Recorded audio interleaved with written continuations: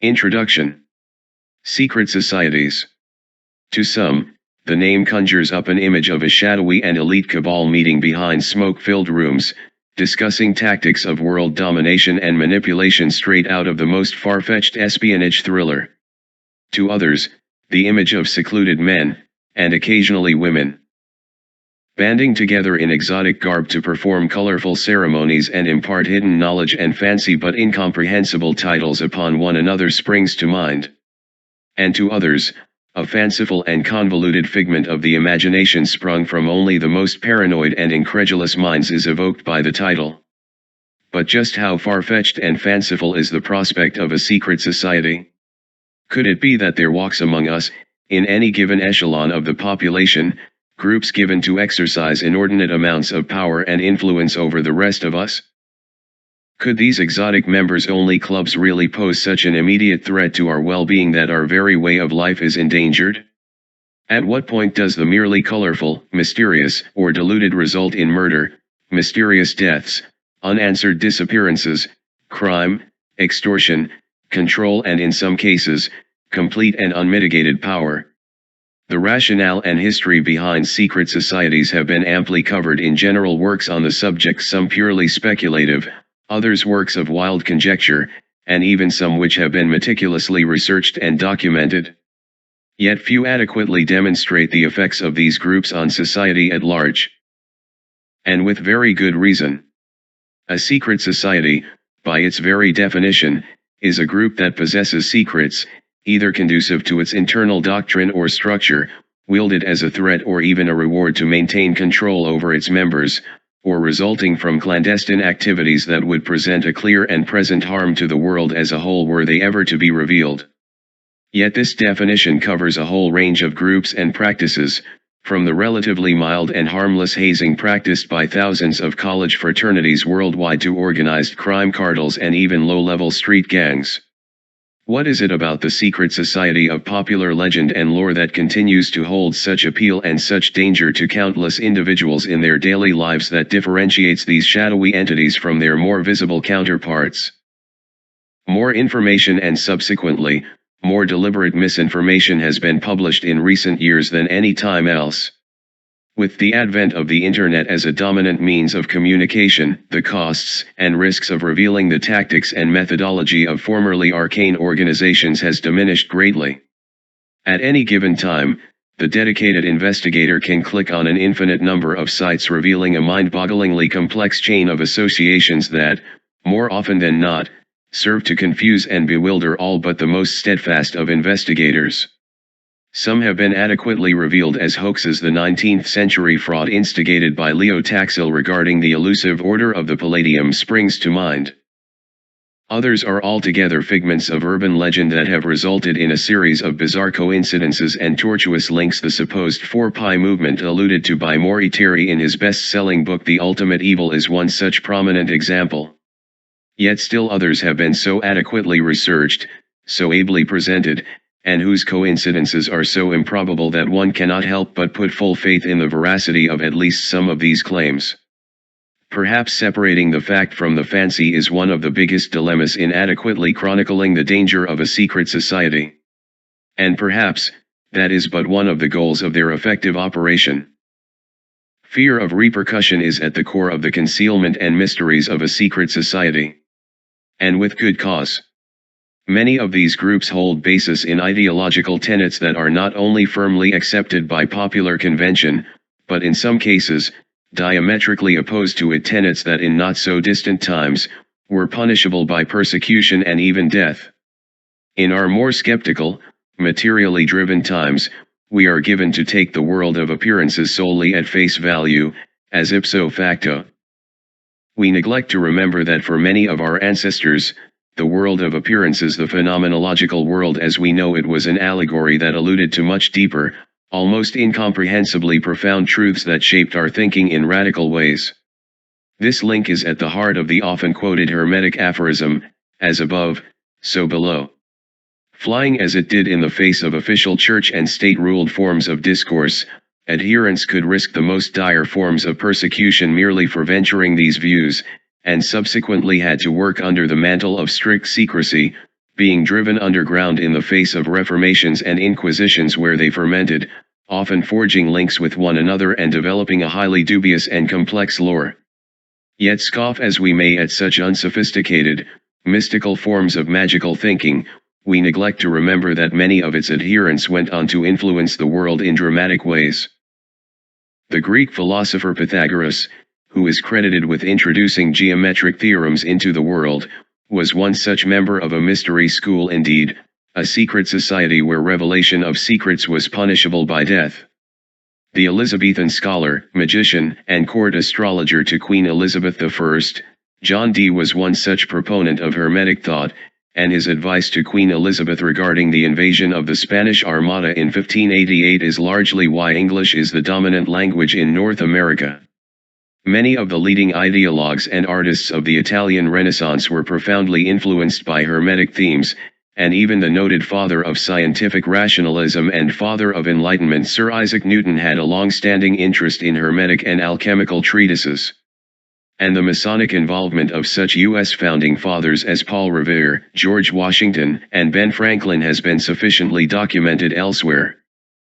Are we to hold these tenets, as far-fetched and superstitious as they may seem, to be bygone relics of a distant and unenlightened era? Or has their influence on world history been actually more prevalent than appearances lead one to believe? Yet, fears of repercussion can lead to more legitimate, even sinister concerns than merely unpopular or superstitious belief. Is the very clandestine nature of such organizations masking intents that are detrimental to the well-being of society as a whole? Has their infiltration into every specter of political thought and action become so widespread that they are an entrenched, if subterranean, part of our current world structure? Are their agendas born out of domination and the need for revenge? Do their actions compromise the integrity of any free-thinking and upstanding social mechanism? In a time in which public discourse allows for the open, if critical, exchange of ideas and thoughts, what is so dangerous that members conceal their identity in dire oaths of secrecy? In short, what are these societies trying to hide? The fact is, the trails of these societies can lead to some disturbing associations and occurrences and paint a much more damning picture than mere unconvention. Trails of murder, crime, political intrigue, and conspiracy are so prevalent that merely painting them as purveyors of an unsophisticated belief system is to betray the very dangers that they pose. Some of the most seemingly innocuous and benign organizations such as the Society of Jesuits spin a much more dire and noxious web of deceit than you would ever think to imagine upon critical examination, as you will soon find out. One reason for the continued allure of secret societies lays in the very exclusivity their secrecy engenders. No longer misguided believers in illogical mumbo-jumbo, members are holders of forbidden knowledge sternly safeguarded from the prying eyes of profane and critical non-believers. No longer mere citizens, by dint of their immersion in a subterranean world of exotic and ritualized customs, members become possessed of power and influence unimaginable to their merely mortal neighbors. Even at a time in which the rapid and unconstrained transmission of information threatens the very security of such formerly hidden membership and knowledge, the true believer takes it upon his or herself for granted that the traditions of deceit and concealment they choose to partake in is inviolable and beyond reproach. The question is, for how long? While preparing for the research in this book, it struck me that two distinct classifications could be made for distinguishing a secret society. The first would be the more visible, or overt secret society. Generally speaking, these are organizations which maintain a highly visible public profile, accessible by means of phone book, internet, or even highly publicized physical appearances. These organizations frequently solicit or court membership, assuring the would-be candidate that their very openness, visibility, and culpability should be sufficient insurance against nefarious and fraudulent intentions, instead insisting either that there are no secrets or sometimes even half-mockingly referring to such supposed secrets as largely irrelevant traditions, bygone remnants of a much earlier time holding no greater power than a deferral to routine. The would-be candidate is then lulled into a sense of security and relaxation. Surely, these guys must not be hiding anything since they're willing to take the time to talk to little old me. One such glaring example of an overt secret society is Freemasonry. Masquerading under the guise of benevolent philanthropy and civic duty, members are now widely viewed as little more than a charitable social club cloaked in colorful costume and ritual, one whose membership numbers are slowly dwindling due to decreased interest among younger generations. And for all ostensible purposes, at your local Masonic lodge level, that's likely to be the case, so much so, that in many regions of the U.S., Freemasonry has had to launch a highly visible public relations campaign to ensure its continued interest and survival. Yet throughout history, upper echelon members have been implicated in every sort of conspiratorial undertaking imaginable, from spying to assassination, from bribery to infiltration, sowing the seeds of political unrest and rebellion. This isn't to imply that your friendly uncle whose father's father was in the Masons and his father's father before that is guilty of undertaking political subterfuge and extortion. But if these facts were made available to the general public, would there be such a strident need to attach the historically important faces of Benjamin Franklin and Harry Truman to their much maligned name? Oftentimes, the overt secret society will make claims of an unfounded historical lineage or go through dire efforts to conceal questionable past histories. Members are made to swear great and unyielding oaths to hold the secrets of that organization in strictest confidence, ensuring that their revelation will be met with a suitable and dramatic fate merely hinted at by the outlines of that somber oath. An unspoken climate of fear emerges in the secret society, imbuing it with all the hallowed ethos of sanctity and vigilance to be found in the most unbridled religious zealotry. It is worth noting that in the overt secret society, implied religious and philosophical devotion is nominally considered a priori fact, as opposed to the covert secret society, which is considerably more political and influential in scope. Occasionally, overlappings can occur, such as the relationship between the Skull Bones Society, a perfectly prominent example of a covert secret society, and the aforementioned example of Freemasonry. Even when not outwardly religious in scope, such as in the cases of the Jesuits or Opus Dei, this aura of divine safeguarding and sanctimony has led to the cultish appeal of the society, in particular for those true believers who are disaffected from, or otherwise non-adherents of, conventional religion. The substitution of the secret for the sect thereby takes the place of a sort of divine revelation for the true believer, what may be a curious method of transubstantiation, indeed. The other classification is that of the clandestine, or covert secret society. Unlike the overt society, no attempts at public outreach are made on behalf of the covered one. Public admission is not possible, except by invitation only, and, to quote a now cliched precept, if you have to ask, you'll never know. Reasons for this hermetically guarded level of secrecy may vary from organization to organization, but generally one thing in common is that their interests generally extend to widespread global geopolitical infiltration and influence, and at times, highly organized and systemic criminal and terrorist organizations. The secrecy of the covert society is not motivated by tradition or even influence over lower-level members, but necessity. Both the much-dreaded specter of the Illuminati and the vow of silence practiced by the La Cosa Nostra syndicate are glaring examples of the occult operations of a covert secret society. Other times, the revelation of the covert society's existence could cause so much damage to well-established institutions such as the Priory of Zion or the Bilderberg Group that their very foundations could crumble, a moment such groups may indeed be hoping to seize upon. Instead, they bide their time, weaving their way into a highly complex web of intrigue and legend, fact and fiction, both insisting upon their non-existence and alternately placing public reminders of their alleged existence in such a way that the idle observer is caught up in a wave of subterfuge and confusion. One such glaring example of this misinformation campaign was the COINTELPRO operation directed by the FBI under Director J. Edgar Hoover between the mid-1950s and early 1970s, which aimed at surveying, infiltrating, discrediting and disrupting domestic political organizations that allegedly posed a threat to national security and existing social and political order, and was explicitly denied by the organization and its director until official documentation of the program was exposed and made public in 1971, prompting an official investigation into its tactics.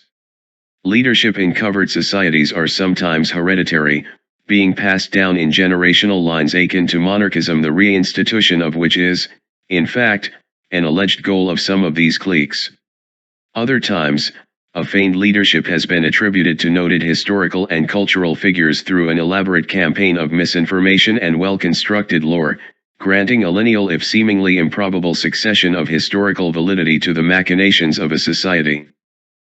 When attempting to endeavor a work of this scope, it's important to take into consideration all sources, no matter how outlandish they may seem. Inevitably, one comes to classify these sources under one of three potential categories I will dub the three S's: the speculative, the spurious, and the skeptical. As the adage says, where there's smoke, there's often fire. The speculative helps enable a critical and subjective eye towards the potential veracity of claims, ensuring both detachment and an open eye towards viewing possible connections. The spurious, often the result of tenuous connections and credulity towards unsubstantiated accounts, can often reveal hidden aspects that you had never in your wildest dreams thought possible, and aspects that upon closer examination reveal a definite claim towards historical validity. It is in the realm of the skeptical that we are confronted with a whole new dilemma, however. Unwilling to entertain the possibility that the vast web of intrigue and deceit is much vaster than his understanding allows it to be, the skeptic casts doubt upon anything that does not conform into his or her preset conclusions. His bias becomes all too apparent and unbending in its stubborn refusal of anything that doesn't remotely connect to its predisposed parameters and sometimes, his or her own vested interests.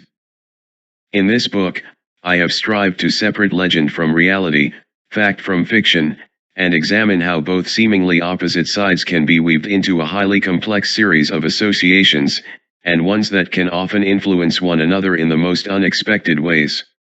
It is likely that some readers will see aspects of all three S's throughout the book. The most I can ask for is an open mind. It is also likely that some readers, particularly younger ones, will find material that has been well recounted elsewhere.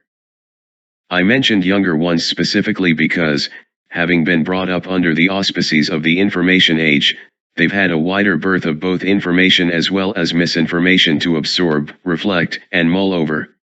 Younger ones also seem more conducive to the act of critical thinking and incredulity to firmly established disavowals of the existence of these groups from conventional quarters, something which as time passes grows more and more assailable.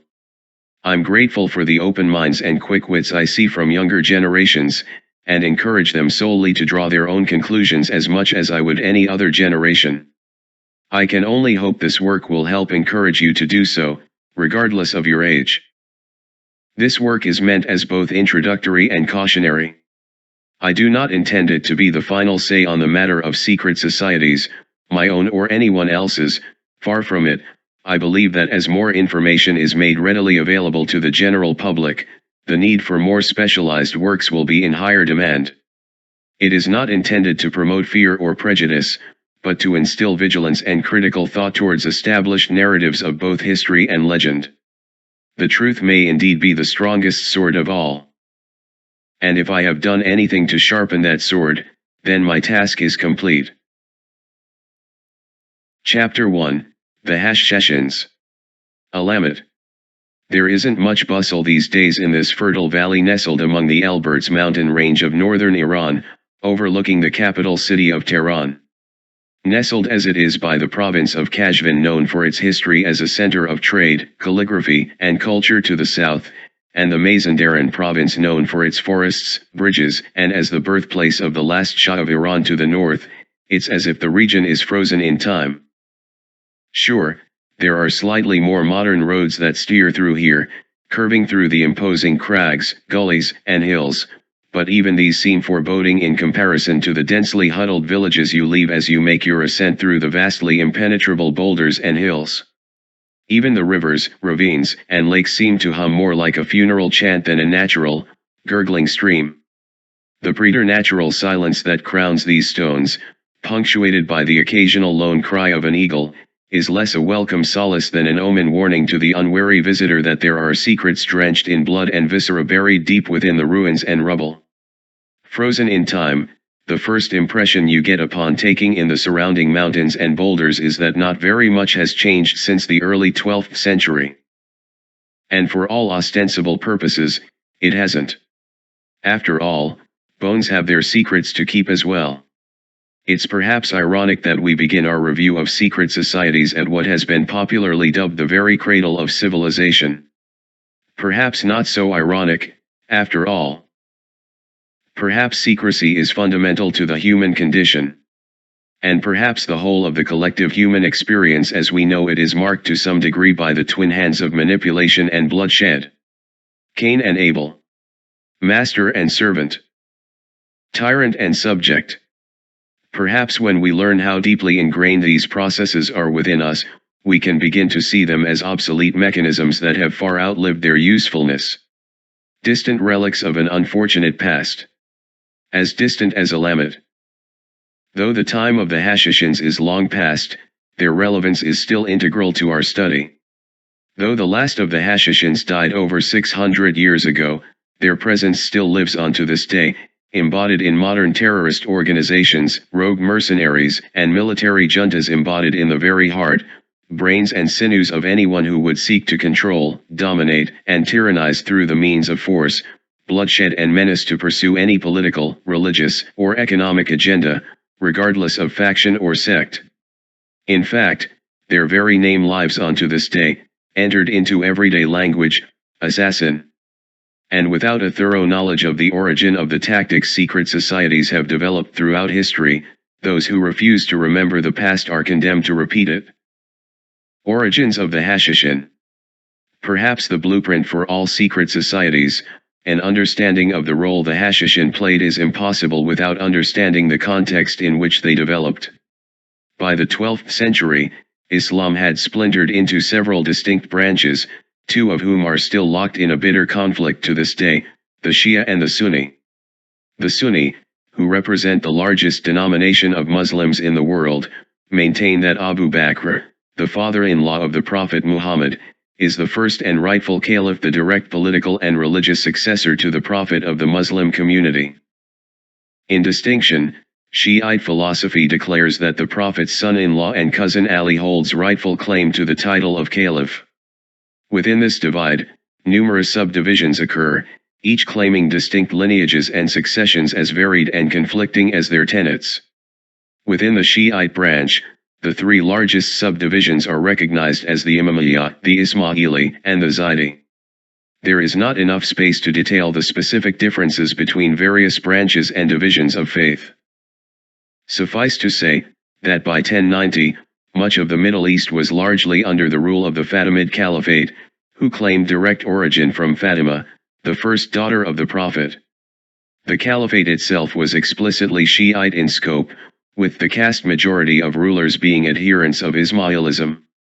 One of the most visible branches of Ismailism at that time was the Nizari branch, which flourished throughout Persia and Syria in the 11th century.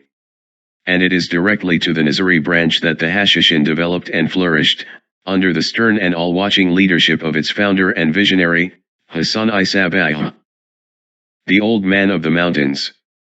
There is no accurate date or records for the birth of Hassan I Sabbah, and what little we know about his upbringing and early life stems from an allegedly autobiographical account quoted in the anonymously penned Ismaili chronicle Sargozasht Sayyidna.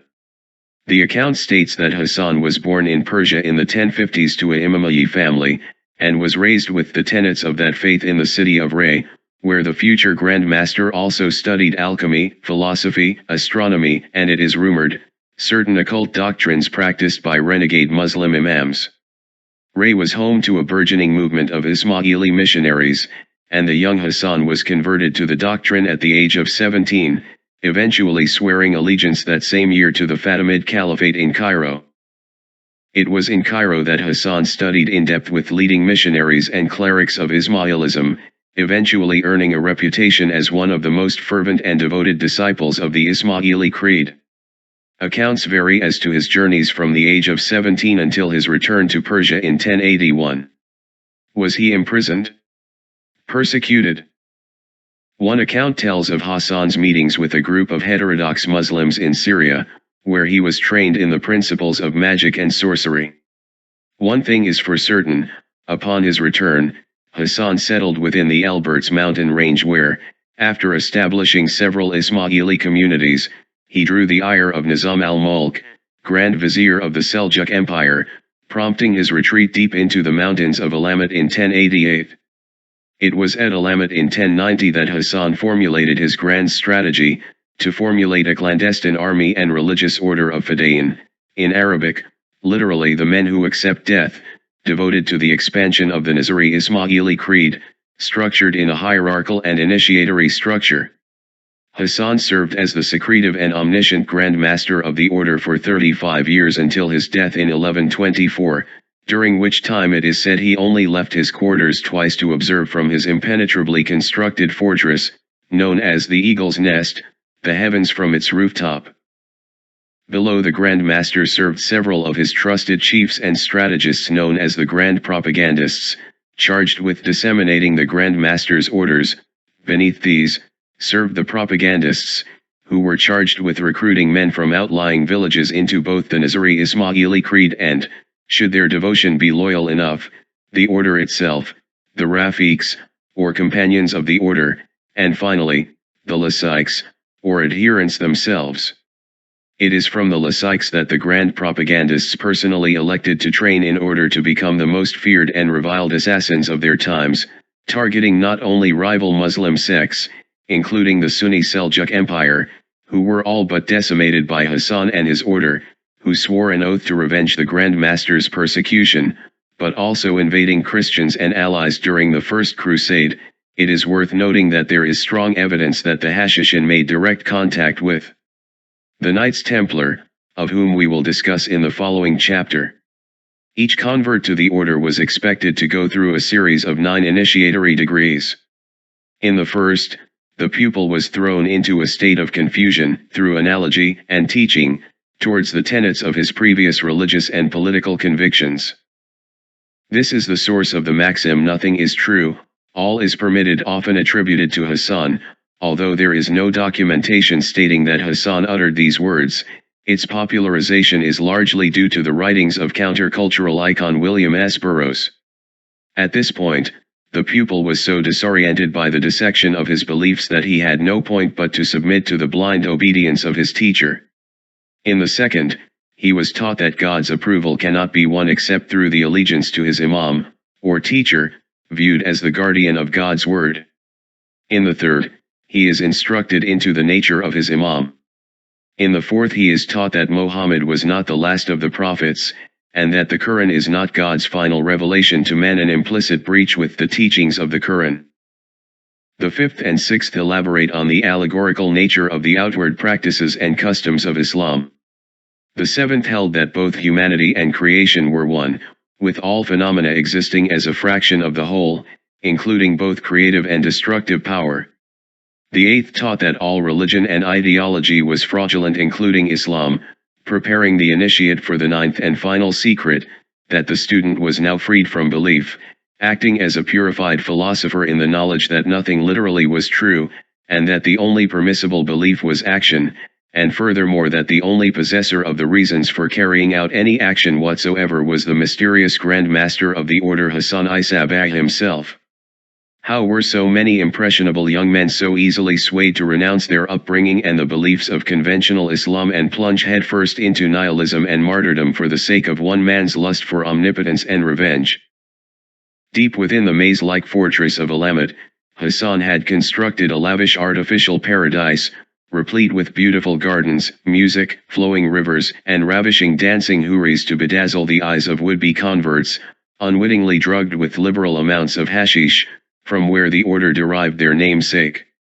With his propagandists leading them through a tour of this paradise, the pilgrims either became so entranced by the visions before them that they converted on the spot, begging to while away their time in this Eden, or became so frightened that they begged to flee, swearing that their hosts must be sorcerers or magicians.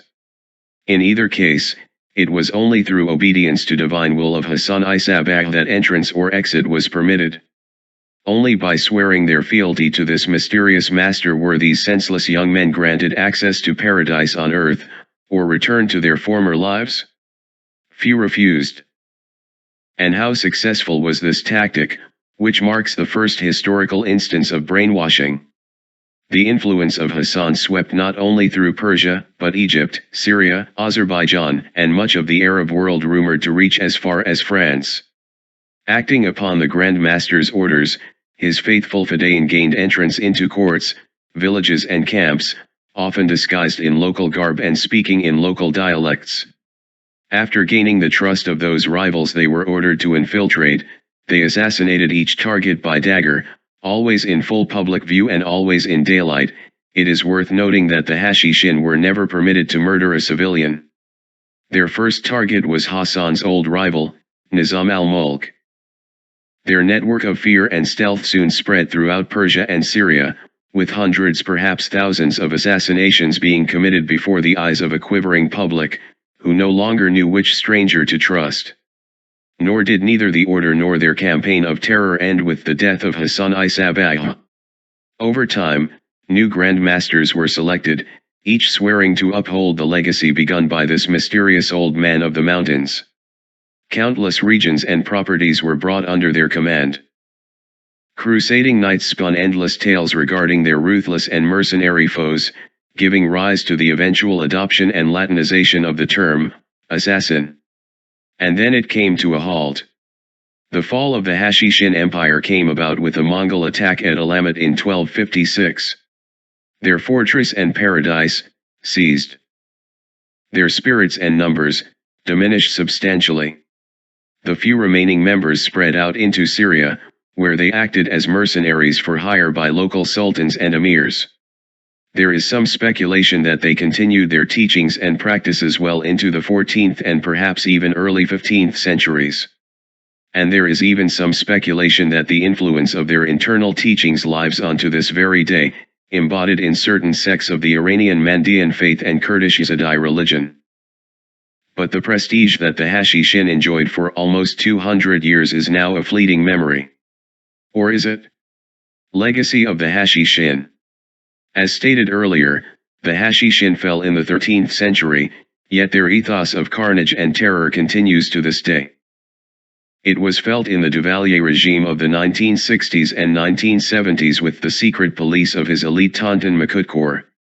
It was in the killing fields of Cambodia of Pol Pot's Khmer Rouge Party and the unspoken corpses that lay buried in Chile as a result of the Pinochet administration. And it is embodied in the more recent brutalities committed worldwide by such outfits as Al-Qaeda, the Islamic State and Boko Haram. It is not exclusive to Islam by and large, a peaceful religion and claims allegiance to neither sect nor country. It is in the hearts of those who willingly perpetrate evil under the guise of an ulterior agenda, and therein lays its strength. It is perhaps the ultimate secret of any secret society. Power. At any given cost. Chapter 2, The Knights Templar. Perhaps no other secret society is enjoying a greater resurgence in popularity currently than the Order of the Knights Templar. From Dan Brown's best-selling novel The Da Vinci Code to countless Hollywood blockbusters, numerous theories and speculation surrounds this pre-medieval phenomena, and it's easy to see why. With their colorful hybrid of valiant chivalry, unanswered mysteries, and unmitigated bravado, the historical Knights Templar cut a broad swath through the collective unconscious, at once evoking the gallantry of the Crusades, the exotic mystique of journeys into foreign lands and pathos for their ultimate demise. Apologists for the Knights Templar portray them as misunderstood martyrs, whose self-sacrifice at the behest of imperial conquest forever altered the course of history. Hardly a bad reputation for an order that was disbanded and burned at the stake over 700 years ago. Yet the Templar mystique has continued to filter, oftentimes unseen, not only into popular lore but through the underground stream of secret societies. In this chapter, I hope to examine not only the history of the order as well as their mysteries, but their influence in more shadowy undertakings as well. An influence that may indicate not only the undying love for the Templar mystique and the continuation of their ideals, but perhaps a continuation of their very existence itself. Origins of the Knights Templar. The poor fellow soldiers of Christ and of the Temple of Solomon, more commonly referred to as the Knights Templar, came about in 1120 at the urging of French Knight Hugues de Payens, who had approached both the king and patriarch of Jerusalem to grant an official monastic order for the protection of pilgrims visiting the holy city of Jerusalem. At the time of their inception, the Templars only numbered 9 in their ranks, all of whom had sworn a specific vow of poverty. Just 30 years later, their numbers had swollen to the thousands and were prosperous enough to lend money and credit to both citizens and government figures alike.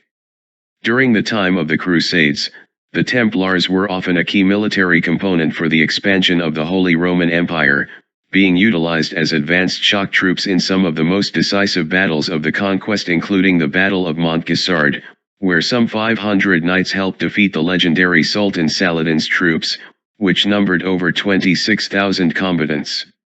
Both their reputation as fearless and feckless warrior monks, as well as the uncouth lore surrounding them, a regular euphemism of the time was to drink and swear like a Templar, helped establish the reputation of the Knights Templar as one of the most elite and fearsome scourges to attack the Middle East, a reputation they shared with the Hashishins of the previous chapter, of whom the Templars undoubtedly came into contact with, and it is rumored, integrated certain philosophical tenets and mysteries into their secret initiation rites. By 1307, both the wealth, reputation, and arrogance of the Templars had fallen into negative favor, particularly with the newly elected Pope Clement V, who sought to merge the order with another Christian military council, the Order of the Hospitallers, granting him benefit and power over both, as well as King Philip IV of France, who was in debt to the Templars as a result of his war with England. Rumors began to abound about the Templars' secret teachings.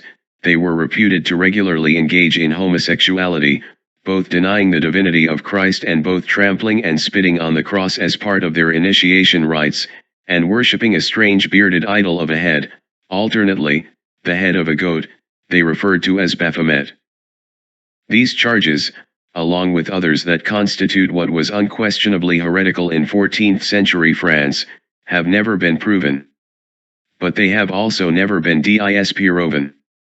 Homosexuality has been a common practice among soldiers who, traveling long distances of many years without wives, seek some form of gratification, and may have been more prevalent among warrior monks sworn to uphold a vow of celibacy. Denying and insulting the divinity of Jesus may seem like an unusual practice among sworn defenders of Christendom, but what better way to instill fear and test a potential recruit's bravado than attacking the general tenets of their sworn allegiance? Numerous theories abound for the presence of Baphomet. These include, a linguistic corruption of the Prophet Muhammad, or Muhammad, a symbol of the baptism of wisdom, the direct translation of the Greek term Baphometes, and a literal idol. It is interesting to note that in Kabbalistic theory, the lesser countenance of God the Zor Enpin is revealed as a human head. Regardless of these elaborations, one thing is certain. On Friday, October 13 of 1307, the origin of the superstition of Friday the 13th, King Philip ordered the arrest of several hundred Knights Templar, including their Grand Master Jacques de Molay, and formally charged them with heresy, financial corruption, bribery, and secrecy. Their assets were seized, members were tortured and burned alive at the stake, including de Molay, and the order was formally dissolved. The few Templars who survived the extermination went underground into recluse, reemerging a few years later to forge alliances with other military Christian orders prevalent in Europe at the time, such as the Order of Teutonic Knights and the Knights of St. John. The Templars may have died in the most ignominious of manners. But their legacy and some say their secret teachings continue to this day. Sometimes in the most sinister form imaginable, as you will soon see. The legacy of the Templars. The Templar mystique continues to this day, permeated through the teachings of esoteric orders and secret societies as well as seemingly innocuous entities. The International Youth Organization Order of de Molay, a Freemasonic offshoot, professing to teach young men to become better and more responsible community leaders and organizers, takes its name from the martyred Templar, Jacques de Molay. The Catholic fraternal organization the Knights of Columbus freely admit that their structure is modeled after the spirit of the Knights Templar. and the French Revolution widely held to be masterminded by the Order of Illuminati, of whom we'll go into detail in subsequent chapters, found an unlikely ally in the Templars when, during the public execution of Louis XV, an unknown man leapt onto the scaffolding to yell, "Jacques de Molay, thou art avenged," before the applauding crowd before disappearing back into mystery. A blood-drunk boast? Or a Templar descendant? Freemasonry and the Knights Templar. Certain traditions hold that some surviving Templars who were widespread in their travels and most certainly held alliances and links with numerous European countries went on to the British Isles, in particular Scotland, where they perpetuated their teachings and practices in secret, eventually forming the nucleus of one of the most powerful and influential secret societies in the West, the ancient and accepted rite of Freemasonry. The link between the Templars and Freemasonry became even more brazen in the 18th century when the High Knights Templar of Ireland Lodge accepted a charter from the Mother Lodge of Freemasonry in Ireland, itself said to be received from a reconstituted Templar order in Paris, establishing and recognizing their claims of Masonic jurisdiction, eventually incorporating their rites into what has been known as York Rite Masonry. This rite is only available by invitation only, and ostensibly, only Freemasons who profess belief in Christianity, as opposed to standard Freemasonry, which is available to anyone who professes belief in a higher power of any sort, are eligible. Yet the historical Knights Templar, who were also a nominally Christian organization, were alleged to hold beliefs diametrically opposite to conventional Christian doctrine, including the rejection of Jesus Christ, perhaps influenced by contact with the nearby heretical Cathar sect of Gnostics active in the 12th and 13th centuries in the region. Could it be that their Masonic descendants also teach similar doctrines in their lodge meetings? Doctrines hidden, even from the eyes of the sincere but misguided new recruit? The Priory of Zion. Exposed in the early 1980s by writers Michael Begant, Richard Lee, and Henry Lincoln in their best-selling Holy Blood Holy Grail, the Priory of Zion fulfills the ultimate archetype of a secret society, a hereditary and generational group of French-moneyed elite who claim a lineage directly back to the Knights Templar guarding a central and highly damaging secret. A secret so damning, it could bring down the foundations of Christianity itself. Namely, the Priory of Zion holds that Jesus did not die on the cross, but survived, and furthermore, established a bloodline with the otherwise vilified Mary Magdalene that formed both the Merovingian dynasty, and through successive generations, the Templars themselves. They purport that this bloodline is the true secret behind the Templar persecution, and that they are sworn to preserve this secret bloodline. While very little historical or scholarly data has been published on the Priory of Zion, critics have accused the group of establishing a complex hoax. There has been a slew of mysterious deaths and kidnappings related to allegedly prominent members and Grand Masters of the Priory that beg a closer examination. If it is an elaborate hoax, why would members go to such lengths to both conceal and perpetuate its myths? Perhaps not surprisingly, the Priory's membership roster also includes a number of figures alleged to also be functioning within the structure of the dreaded Illuminati. Certainly, the wealth accumulated by the Priory is enough to make even the most casual observer view their activities with suspicion. New Order of Templars.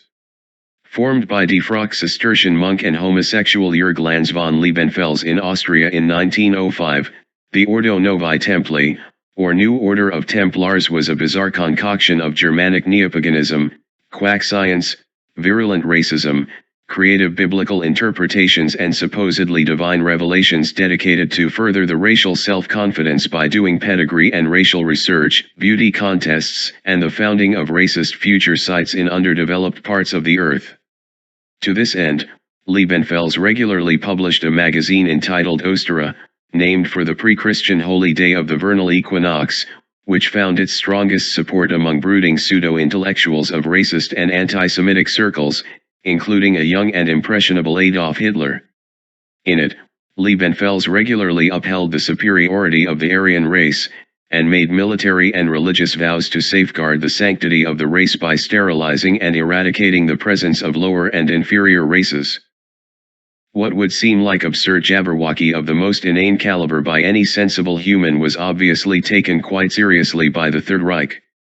And it is safe to say that by just following orders, the Templar concepts of sacred duty and unswerving devotion to an ideal found a tragic and convoluted conclusion in the gas chambers of Dachau and Auschwitz. Ordo Templi Orientis. A pseudo-Masonic occult society of self-styled warrior monks sworn to uphold the religion of Thelema, an outlandish mixture of pseudo-Egyptian divine revelation supposedly received by British occultist Aleister Crowley in 1904 via a channeled text entitled The Book of the Law, whose central tenet can be summed up by the statement "Do what thou wilt shall be the whole of the law." The Ordo Templi Orientis, literally Order of the Temple of the East, seems about as far away from the Christian ideology behind the historic Knights Templar as possible. Yet its manifesto, published in 1919, maintains that in its hands is concentrated the wisdom and knowledge not only of several esoteric schools of thought, some entirely fictional, but also, most significantly, of the Knights Templar, of whose last Grand Master, Jacques de Molay, was elected as saint in their central religious rite, the Gnostic Mass. It is also worth noting that their website indicates a physical presence in the greater Boston area called the Knights Templar Oasis. It is also worth noting here that the same manifesto includes the Order of the Illuminati, and indeed, one of their degrees is referred to as illuminated. While in terms of social influence, the OTO seems somewhat small, current worldwide numbers are estimated at a little more than 3,000, and most members tend to be categorized as disenchanted members of lower or middle-class families. Reports of drug abuse and sexual misconduct have been plaguing the cult for well over 30 years. Numerous mysterious deaths have been noted in conjunction with the OTO, and allegations of rape and intimidation, sometimes by higher UPS within the ranks, have been launched by former members on numerous occasions over the years. Other manifestations. Other recurrences of the Templar mysteries have included the Supreme Military Order of the Temple of Jerusalem, a Christian defense and charitable organization which traces its roots to the historical Knights Templar, and officially registered in France in 1919. Members have been implicated in numerous racist and anti-immigrant attacks. The Order of the Solar Temple, a secret society devoted to New Age philosophy, reincarnation, Rosicrucian practices and UFO contact with ties to the French far right, many of whose members famously committed mass suicide in Switzerland in 1994 and 1995, the New Esoteric Order of the Knights Templar, a New Age and neo-Gnostic cult with ties to a noted author within the genre whose works have praised incest and whose followers have been accused of bribery and embezzlement, and the Ancient Order of Black Templars, a South American sect that practices an offbeat blend of voodoo and Santeria, Freemasonry, and neo-Gnosticism, with links to the OTO and a noted Chicago cult leader known for allegations of extreme sexual misconduct and prostitution. Not to mention numerous groups with highly dubious claims of being the reconstituted Knights Templar, including one outfit whose membership included the Norwegian Anders Breivik, who murdered over 75 people, many of them teenagers and pre-teens, in Norway during a mass killing in 2009, citing extreme anti-Muslim and anti-immigrant motives as rationale for his attack. His manifesto, some 1,500 pages of rambling and vitriolic far-right acerbity, makes numerous references to the ideals of the Templars. Members. Since their official dissolution in 1312, the names of the original Knights Templar have been lost to history, with the exception of the more prominent members. However, members of Templar-derived ideologies and organizations are too wide to list here. Some who have been alleged to have been members have included French filmmaker and painter Jean Cocteau, Priory of Zion, actor John Wayne, Freemason, Order of de Molay, baseball player Babe Ruth, Knights of Columbus, composer Claude Debussy, Priory of Zion, cartoonist Mel Blanc, Order of de Molay, musicians Daryl Hall, John Frusciante, and Mick Fleetwood, Ordo Templi Orientis, actor Roy Rogers, Freemason, far-right Belgian politician Jean-François Thieriart, Order of the Solar Temple. Actor Ernest Borgnine, Freemason, Chicago Mayor Richard Daley, Knights of Columbus, journalist Ed Bradley, Freemason, musician Todd Rundgren, Ordo Templi Orientis, former Secretary of State Henry Kissinger, Freemason, Illuminati, author John Steinbeck, Order of Demoli, cartoonist and innovator Walt Disney, Freemason, former presidents Ronald Reagan and George Bush, Freemasons, Illuminati, painter and inventor Leonardo da Vinci, Priory of Zion, filmmaker Kenneth Anger, Ordo Templi Orientis, actor Jerry Orbach, Order of Demoli, Freemason, General Douglas M. MacArthur, Freemason, author Victor Hugo, Priory of Zion, singer and actor Burl Ives, Order of Demoli, photographer Robert Mapplethorpe, Ordo Templi Orientis, actor Sylvester Stallone, Freemason, composer Wolfgang Amadeus Mozart, Freemason, Illuminati, American revolutionary Paul Revere, Freemason, Prime Minister Cecil Rhodes, Freemason, Illuminati and Church of Mormon founder Brigham Young, Freemason. Chapter 3, The Illuminati. The Illuminati. The very name is enough to cause fear and revulsion in the heart of any sensible, free-thinking individual. Rumored to be the impetus behind both the American and French revolutions of the 18th century as well as both world wars, the notion of a secretive shadow organization of puppet masters pulling the strings behind every social movement, progressive or not, and every mass calamity has been the source of mass speculation and paranoia throughout history. How did an obscure Masonic offshoot established by a rogue Jesuit priest in 1776 come to encapsulate world power the likes of which is beyond the wildest dreams of even the most greedy of would-be dictators? The truth is, as far as the Illuminati is concerned, very little bedrock evidence for their continued proliferation can be found. The ultimate nature of a secret society is just that, a secret.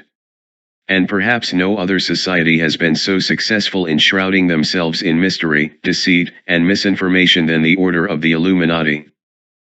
So successful that millions of Americans don't even realize they hold their trademark right in the folds of their wallet, the dollar bill.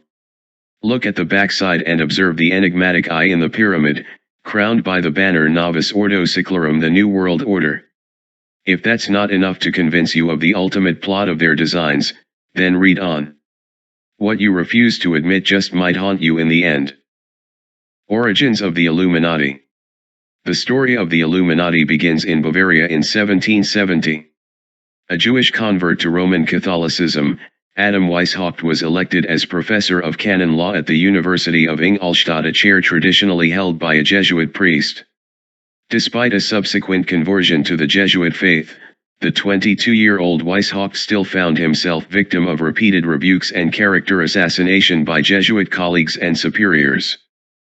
Rather than retaliate, the prank-minded Weishaupt decided to form an exclusive cadre of so-called enlightened ones or perfectibilists, literally, the perfected ones, on May 1, 1776. Coincidentally, the pagan holiday of Beltane modeled after the degrees and structure of Freemasonry.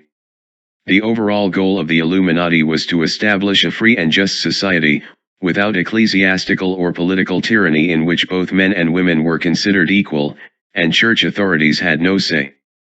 To this end, they allegedly sought freedom of speech and a complete overthrow of existing power structures, receiving funding from the House of Rothschild, both historically and currently the leading financiers in global banking, and forging alliances with Freemasonry, whose degree system they adopted into a series of 10 symbolic levels: novitiate, minerval, illuminated minerval, illuminatus minor, illuminatus major, illuminatus trigens, priest, regent, magus and rex.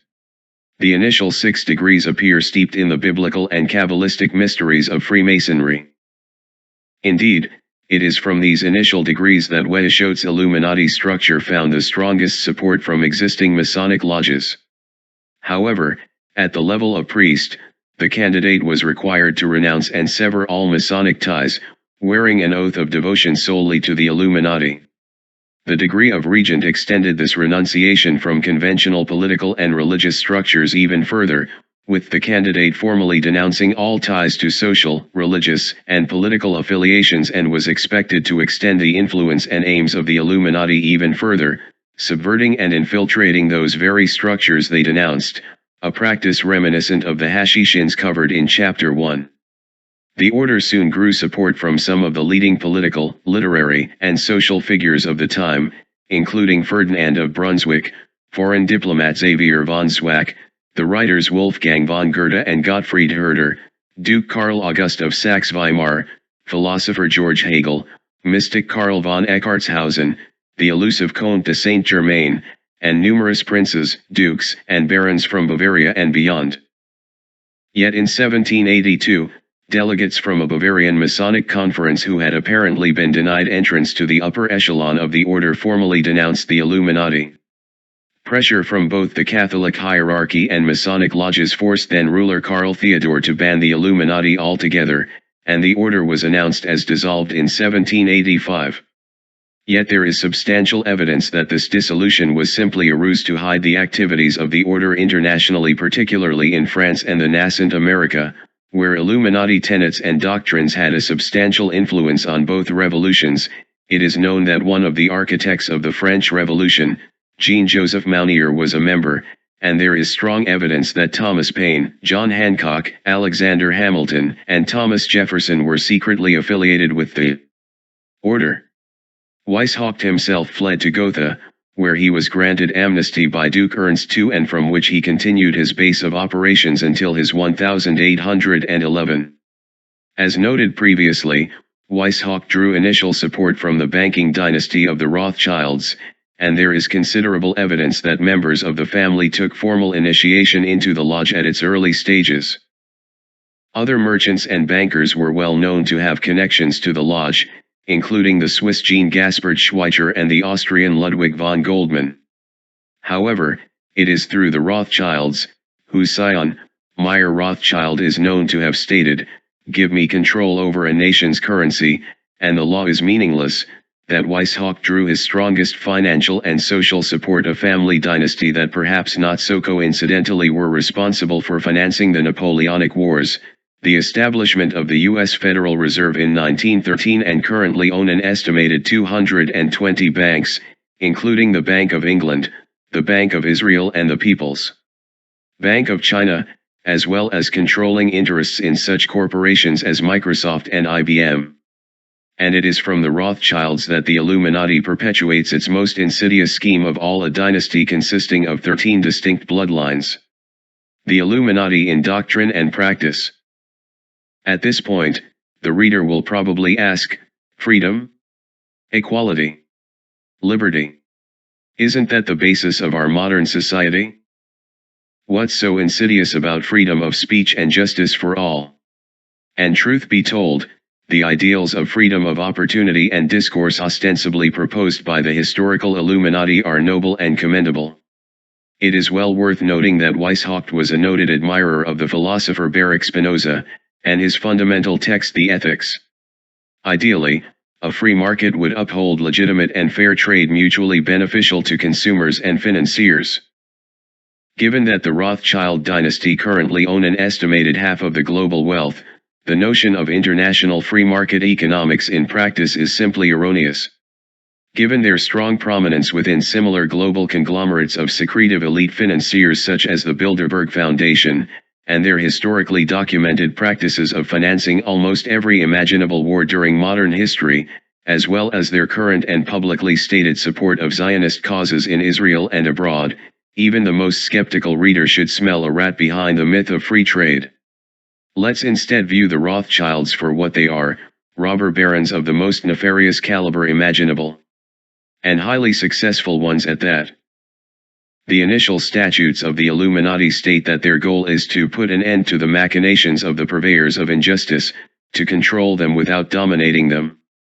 And while that may have been true in a progressively enlightened 18th century European framework, time has shown again and again just how quickly those ideals were corrupted by parties seeking absolute greed and absolute power.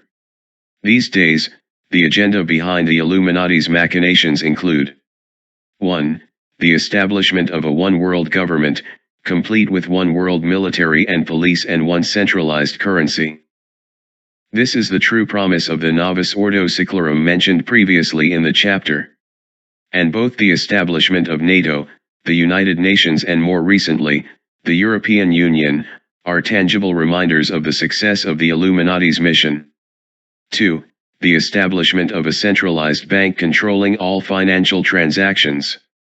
At the heart of the Illuminati, greed is as critical as power and control.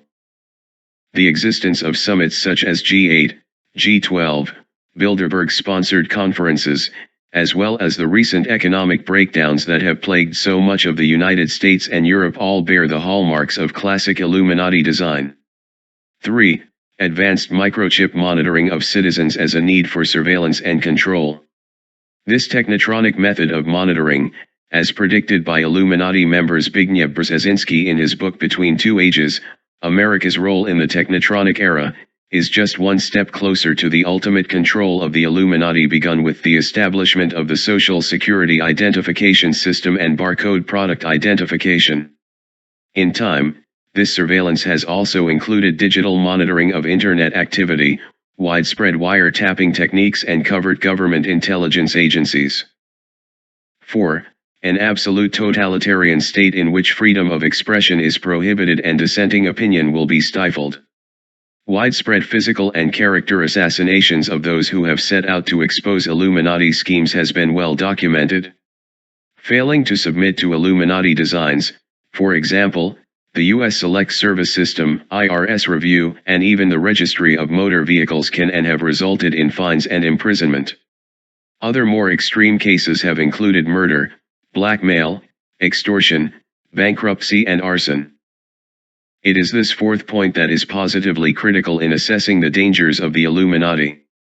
They are not merely content with a long and deliberate misinformation campaign, often disseminating conflicting information and supposed leaks about their operations, so that none but the most discerning observer can distinguish between falsehood and reality, but actively seek to silence dissent through physical torture and assassination.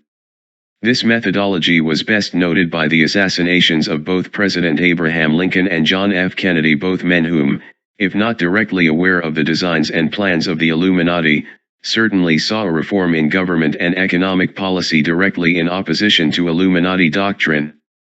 Other mysterious deaths the Illuminati may be responsible include the assassination of Archduke Franz Ferdinand of Austria, which precipitated the start of World War I, the assassination of Mohandas Gandhi, the deaths of Jimmy Hoffa, Marilyn Monroe, and Jane Mansfield, the unexplained cancer of Bob Marley, and even the recent death of erstwhile king of pop Michael Jackson.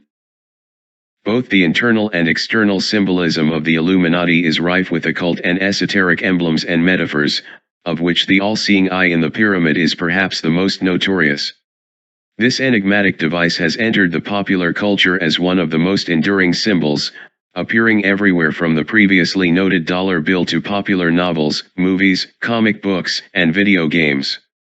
The ubiquity of this design has led to a public infatuation with Illuminati symbology, often unwittingly, which may indeed be part of their designs after all.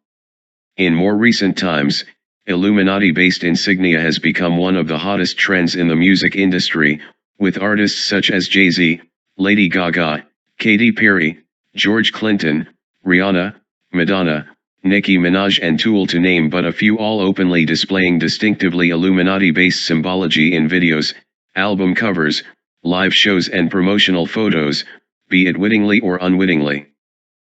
Is this a deliberate courting of controversy? A sort of meta-ploy wink to the public fascination with the legend and lore of the Illuminati? Or all part of a carefully constructed plan to lure younger and more impressionable minds into faithfully adhering to Illuminati schematics? Bloodlines of the Illuminati. As mentioned earlier, the Illuminati is headed by 13 distinct bloodlines. It is worth noting that the fascination with perpetuating bloodlines is shared in common with the previous chapter's introduction to the Priory of Zion. Much speculation and theories of these bloodlines have been made, relating them to everything from the 12 tribes of Israel mentioned in the book of Genesis, including the lost 13th tribe, commonly held to be the Hazar tribe, to the 12 signs of the zodiac. Given that many prominent figures in government, entertainment, and culture are commonly held to hold some degree of involvement with the Illuminati, it is fair to say that membership is not exclusive to these bloodlines alone. Nonetheless, the prominence of these bloodlines and their respective roles in finance and politics demands strong observance from those actively pursuing research into the Illuminati mechanism. 1. The Rockefeller bloodline. As one of the most obvious and visible bloodlines in the Illuminati genetic strand, the Rockefeller bloodline is overseen currently by David Rockefeller, whose interests include Chase Manhattan Bank, General Electric, Mitsubishi, Exxon, and Mobil Oil. The 99-year-old Rockefeller also has been known to have strong ties to the CIA and the National Security Agency, and is both the founding member of the Trilateral Commission and the Council on Foreign Relations, as well as serving on the member advisory group of the Bilderberg Foundation. Far from denying his involvement in Illuminati schemes, Rockefeller openly admitted it in his 2002 memoirs. Some even believe we are part of a secret cabal working against the best interests of the United States, characterizing my family and me as internationalists and of conspiring with others around the world to build a more integrated global political and economic structure, one world, if you will. If that's the charge, I stand guilty, and I am proud of it. 2. The Rothschild bloodline. As previously mentioned in this chapter, the Rothschilds are one of the oldest banking families in international history, and were directly behind both the establishment of the Federal Reserve and both the price of gold as well as its devaluation in 1971 when President Nixon ordered the cancellation of the convertibility of the US dollar to gold, historically known as the Nixon shock. The Rothschild bloodline is currently overseen by both Jacob Rothschild and Benjamin Rothschild, and their combined interests include the LCF Rothschild Trust, RIT Capital, Rio Tinto, a list of over 220 central banks, the Federal Reserve, and the American Bar Association. 3. The Kennedy bloodline. A Celtic bloodline with strong ties to Freemasonry and Scottish aristocracy, and as immigration occurred towards the New World of America, organized crime, and the Mafia. It is worth noting that the Kennedy bloodline, a common Gaelic surname, does not immediately implicate all Kennedys globally are Illuminati members or even closely related. But it stands as a testament to the ruthless bloodthirst of the Illuminati that one of the most prominent descendants was assassinated for allegedly going against official Illuminati policy, the death of John F. Kennedy, which marked the end of an era in American politics and culture. 4. The Astor bloodline. Founded by John Jacob Astor, a German-born fur trader, merchant, investor, and American émigré active in the 18th and 19th centuries, the Astor family, once synonymous with the most elite of the newly moneyed floating in and out of America in the late 19th and early 20th centuries, particularly in New York, appears to have gone out of vogue. But their interest in politics, the British Astor bloodline has had several representatives in Parliament and the Prime Ministry, finance, and reputedly the international drug trade has never waned. This particular bloodline has prominent connections to British and American intelligence agencies, the Pilgrim Society, the Rhodes Scholarship Foundation, and numerous private banks, real estate concerns, and trusts.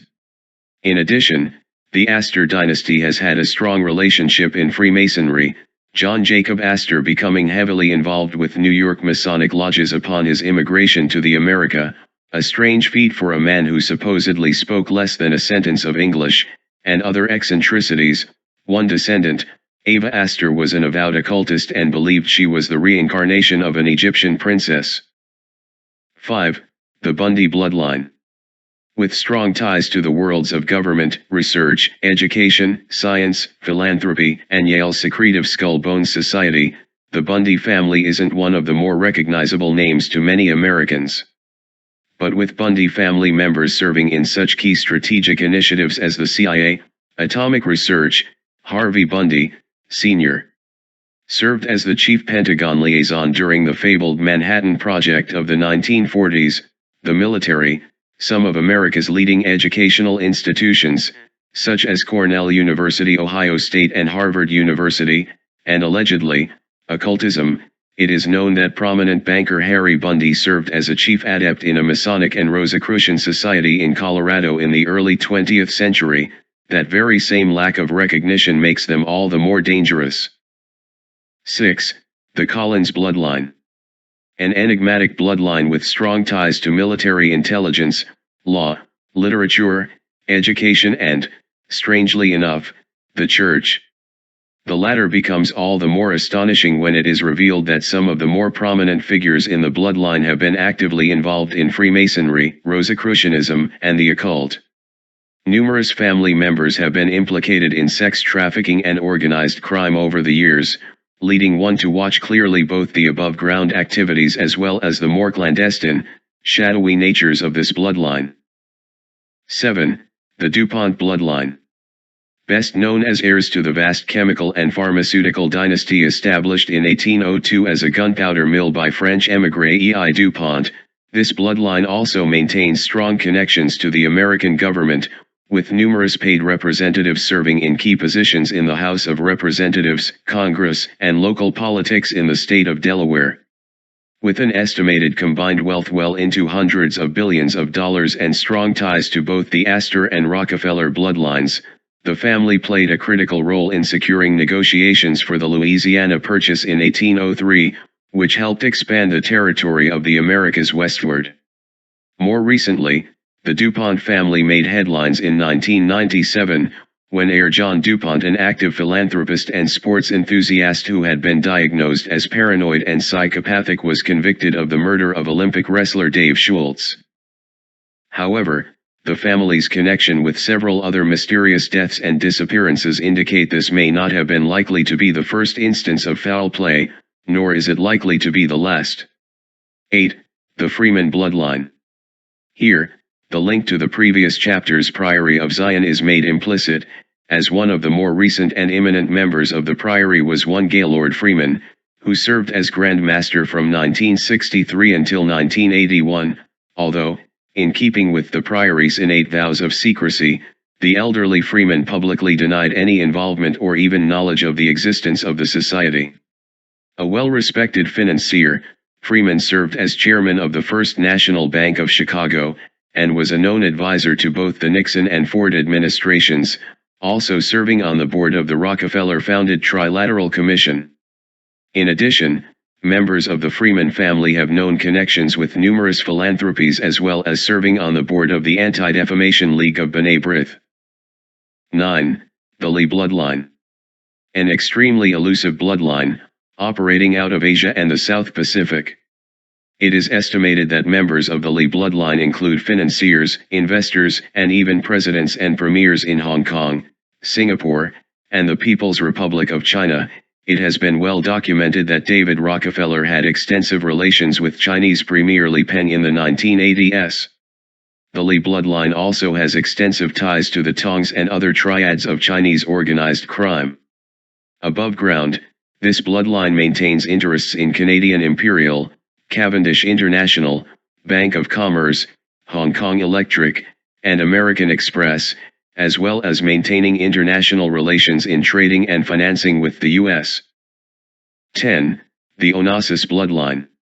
In a DNA strand already consisting of family dynasties who have entered the public lexicon as being synonymous with untold wealth, the Onassis bloodline may be among the more famous. Shipping magnate Aristotle Onassis gained notoriety as the husband of the widowed Jacqueline Kennedy in 1968, while his brother and arch-rival Stavros Niarchos maintained an equally impressive shipping empire, and was rumored to be one of the instigators behind the Suez Crisis of 1956, a crisis that sought removal of then Egyptian President Nasser and effectively crippled transportation along the Suez Canal. The Onassis bloodline has been rumored to have involvement with extortion and bribery tactics since at least WW2, working in collusion with the US and Greek governments, and has been implicated in numerous mysterious kidnappings and deaths, often mysterious drug overdoses, including that of Princess Grace of Monaco. Upon the elder Onassis' death in 1975, Niarchos took control of the bloodline until his death in 1996. It is not certain who currently oversees the dynasty, but there are some indicators that it may be Niarchos' son Spiros, who currently maintains close friendships with numerous financiers and premiers across Europe and the Middle East. 11. The Reynolds bloodline. Best known as the progenitors of both R.J. Reynolds Co. as well as Reynolds Metals, the bloodline maintains an estimated wealth of approximately $80 billion in addition to their monopolization of industries including agriculture and manufacturing. Known for funding lobbyists and research, the Reynolds bloodline has worked closely in conjunction with several U.S. senators and congressmen over the course of some 80 years, orchestrating bribes and payoffs and allegedly working in close conjunction with both organized crime and transportation unions. 12. The Russell bloodline. With its unique blend of biblical prophecy and apocalyptic rapture, the Jehovah's Witnesses sect of evangelical Christianity, which maintains over 9 million adherents worldwide, seems like an unlikely source to find an Illuminati bloodline. Yet its founder, Charles Taze Russell, not only introduced his own eschatological fervor into the Illuminati gene pool, but his ideological descendants, numbering some 120,000 congregations, have been alleged to spread chief Illuminati doctrines, with successful civil rights legislations in several countries, as well as high-profile investigations into criminal and sexual abuse reports on behalf of their congregations. What makes it all the more remarkable is that Russell shares the same blood relation to prominent Freemasons and other shadowy organizations, including Yale's Skull Bones Fraternity, of whom it is said it is funded and operated by the legal trust of the Russell Corporation. It is worth noting that the late Michael Jackson was raised as a Jehovah's Witness until his disassociation in 1987. He is reported to have had a long-standing interest in the Illuminati, and his death in 2009 is still under serious scrutiny, not least of all from family members, who still maintain adherence with the sect. 13. The Van Dyne bloodline. One of the more obscure bloodlines that make up the Illuminati.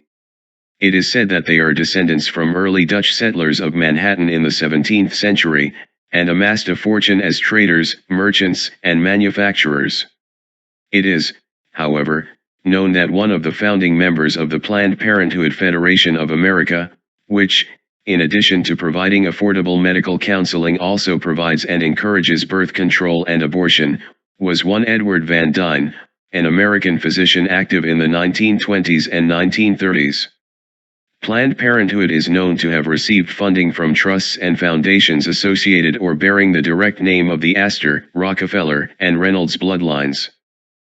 Another interesting Van Dyne connection may be the radical Dutch agitator and anarchist Roel van Duygen, who, as public founder of the Provo's Party, orchestrated numerous riots and disturbances throughout the Netherlands in the 1960s and 1970s. Other prominent families who have been known to intermarry into these bloodlines have included the Ford family, the Vanderbilt family, the Hearst family, the Carnegie family, and the Dodge family. Members. One of the ultimate goals of any secret society, as stated previously, is the perpetuation of secrets. And as the penultimate covert secret society, the Illuminati have nearly 250 years and countless wealth behind them, enabling them to specialize in psychological operations and misinformation tactics of the most advanced sort. Perhaps it's all the more fitting that the very term Illuminati translates to the enlightened ones. In Latin, the name Lucifer comes from the words lux ferro, or bearer of light. Outside of the above-mentioned bloodlines, there is no accurate count of Illuminati membership. There are no official records of meetings, no official membership rosters, and no record proceedings. They are indeed the archetypal secret society. Yet over the years, numerous names have been brought up in conjunction with the Illuminati, names which, upon close examination, reveal common threads that defy mere coincidence and take on a decidedly more sinister hue.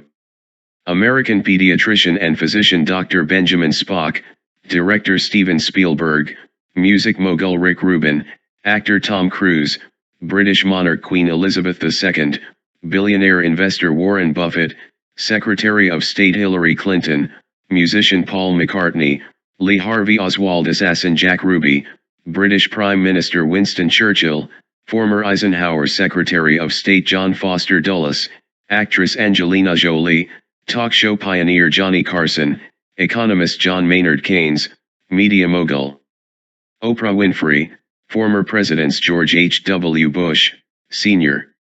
and George W. Bush, Jr., children's programming pioneer Jim Henson, British Prime Minister Benjamin Disraeli, technology innovators Steve Jobs and Bill Gates, musician David Bowie, Israeli President Benjamin Netanyahu, entertainer Bob Hope, former Soviet President Mikhail Gorbachev, billionaire Richard Branson, artist Salvador Dali, former Vice Presidents Dick Cheney and Gerald Ford, former Presidents Richard Nixon and Franklin D. Roosevelt, musician Prince, diplomat Henry Kissinger, actor Nicolas Cage, former Prime Minister Tony Blair, political pundit William F. Buckley, Jr., hip-hop producer Dr. Dre, Federal Reserve Chairman Alan Greenspan and Ben Bernanke, basketball player Dennis Rodman, actress and diplomat Shirley Temple Black, former presidents Dwight D. Eisenhower, Herbert Hoover, and Ronald Reagan, director George Lucas,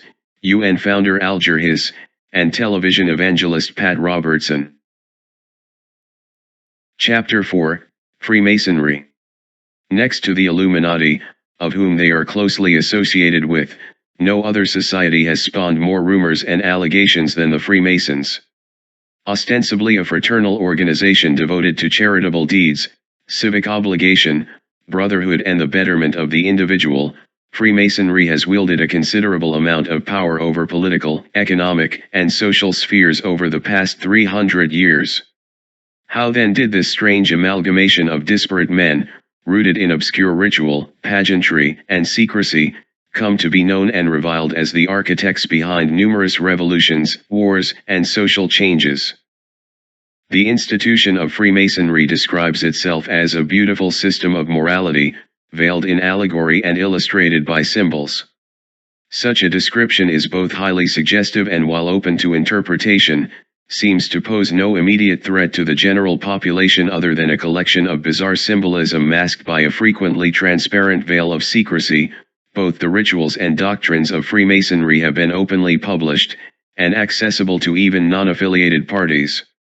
In fact, in comparison to the vogue in which Freemasonry swept throughout Europe and America from its early foundings up until the first half of the 20th century, Freemasonry, which today only numbers approximately 1.2 million members in the U.S., a far cry from their heyday of the 1960s where membership reached close to 5 million, with numbers predicted to drop considerably in the next 20 years, seems an almost archaic and outdated throwback to a period of elaborately costumed galas and men's-only meetings. Hardly worth serious time or consideration. Yet, as the last chapter has shown, there has been considerable parallels and a mutually beneficial historical relationship between Freemasonry and the Illuminati. Virtually all of the founding fathers of the United States were indeed Freemasons, as has been ably documented elsewhere. In fact, virtually all presidencies have either been manned by Masons or included key cabinet members who were affiliated until the presidency of Abraham Lincoln, whose assassination is still subject for much speculation. And the influence of the Illuminati bears a striking resemblance to the U.S. Constitution and Bill of Rights. Coincidence? Or is the institution of Freemasonry a training ground of sorts for Illuminati candidacy? As I mentioned in the introduction, unlike the clandestine nature of the Illuminati, Freemasonry may be the classic overt secret society. Membership is open to all males, 18 years of age, joining of their own free will and professing a belief not only in a supreme being, and that definition is very loosely defined, but a belief in the betterment of the individual and society. All that is needed is the sponsorship and recommendation of at least 2 members of a Masonic lodge. With a highly visible advertising and PR campaign in recent years, some of which knowingly nods at their mysterious and conspiratorial reputation, in a last-ditch effort to find new candidates from younger generations, most of whom probably find the structure and rite of the institution hopelessly dull and corny, Freemasonry is hardly the elusive and elite society whispered about in conjunction with the magnates and leaders of bygone days. If anything, it may be compared to a shell of its former influence and glory. Yet sometimes shells can hide some very strange ghosts, indeed. Like barnacles attached to the hull of a boat, Freemasonry and the Illuminati may be inextricably linked. How this influence came to be, is another story altogether. The origins of Freemasonry. The origins of Freemasonry, as Masonic apologists and authors are so fond of repeating, are forever lost to the sands of time, thereby grafting a highly dubious insinuation of ancient legacy upon the history of Masonic craft. How and why these mysterious legacies of ancient pedigree are so integral to Freemasonry may be largely a result of an unconscious need to equate longevity with relevance, a notion discarded with the sudden rise of success of institutions such as McDonald's or science fiction movies in the immediate years following World War II. Whatever the case may be, the first organized Masonic activity is generally held to be founded on June 24, 1717 with the assembly of the First United Grand Lodge of England. Prior to this, there were loosely organized guilds of what has come to be known as speculative masonry, that is, loose affiliates of like-minded individuals forming a mutual aid society modeled after the stonemason guilds of the 13th and 14th centuries, in whom they found an ideal allegory for non-denominational religious beliefs and the interpretation of biblical parables as metaphors for both the universal brotherhood of man, an idea none too popular in still pre-Enlightenment times, and historic allusions. Some of these guilds have been proven to be in existence as early as the 16th century, during which time the stonemason guilds had been officially abolished by Archbishop Thomas Cranmer, leader of the English Reformation, in 1548, but it wasn't until at least 150 years later that these guilds met to form a unified front. Over the next 70 years, Freemasonry began to grow considerably among all walks of life throughout Europe, petitioning as it did a relatively egalitarian ethos of brotherhood, justice, and labor. As the popularity of Freemasonry grew, so did the need to formalize established constitutions, dictates, and most famously, their degree structure and rituals. Space permits us from delving at all into the structure of these ritual or degrees, other than to state that they are rooted in biblical, classical, and Kabbalistic symbolism and historical allegory, including the introduction of the myth of the Knights Templar as introduced in Chapter 2, the meaning of which is revealed through successive degrees.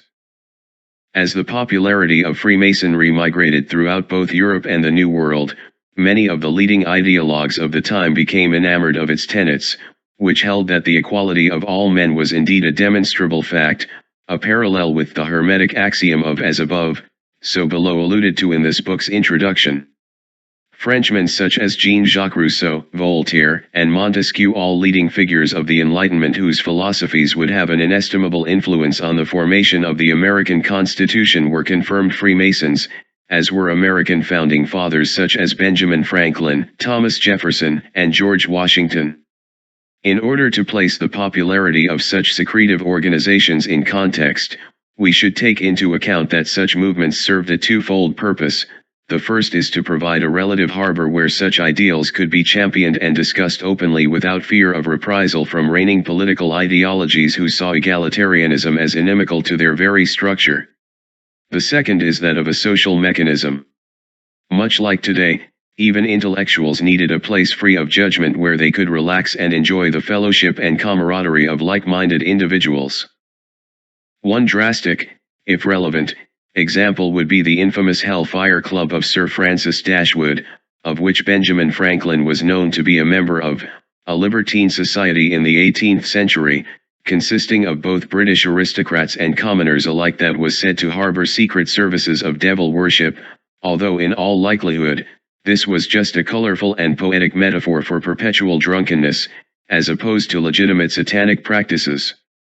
As both the ideals and the popularity of Freemasonry continued to filter throughout both continents, so did its interaction with both increasingly progressive thought as well as existing Hermetic and Rosicrucian organizations, both of which shared common philosophical backgrounds.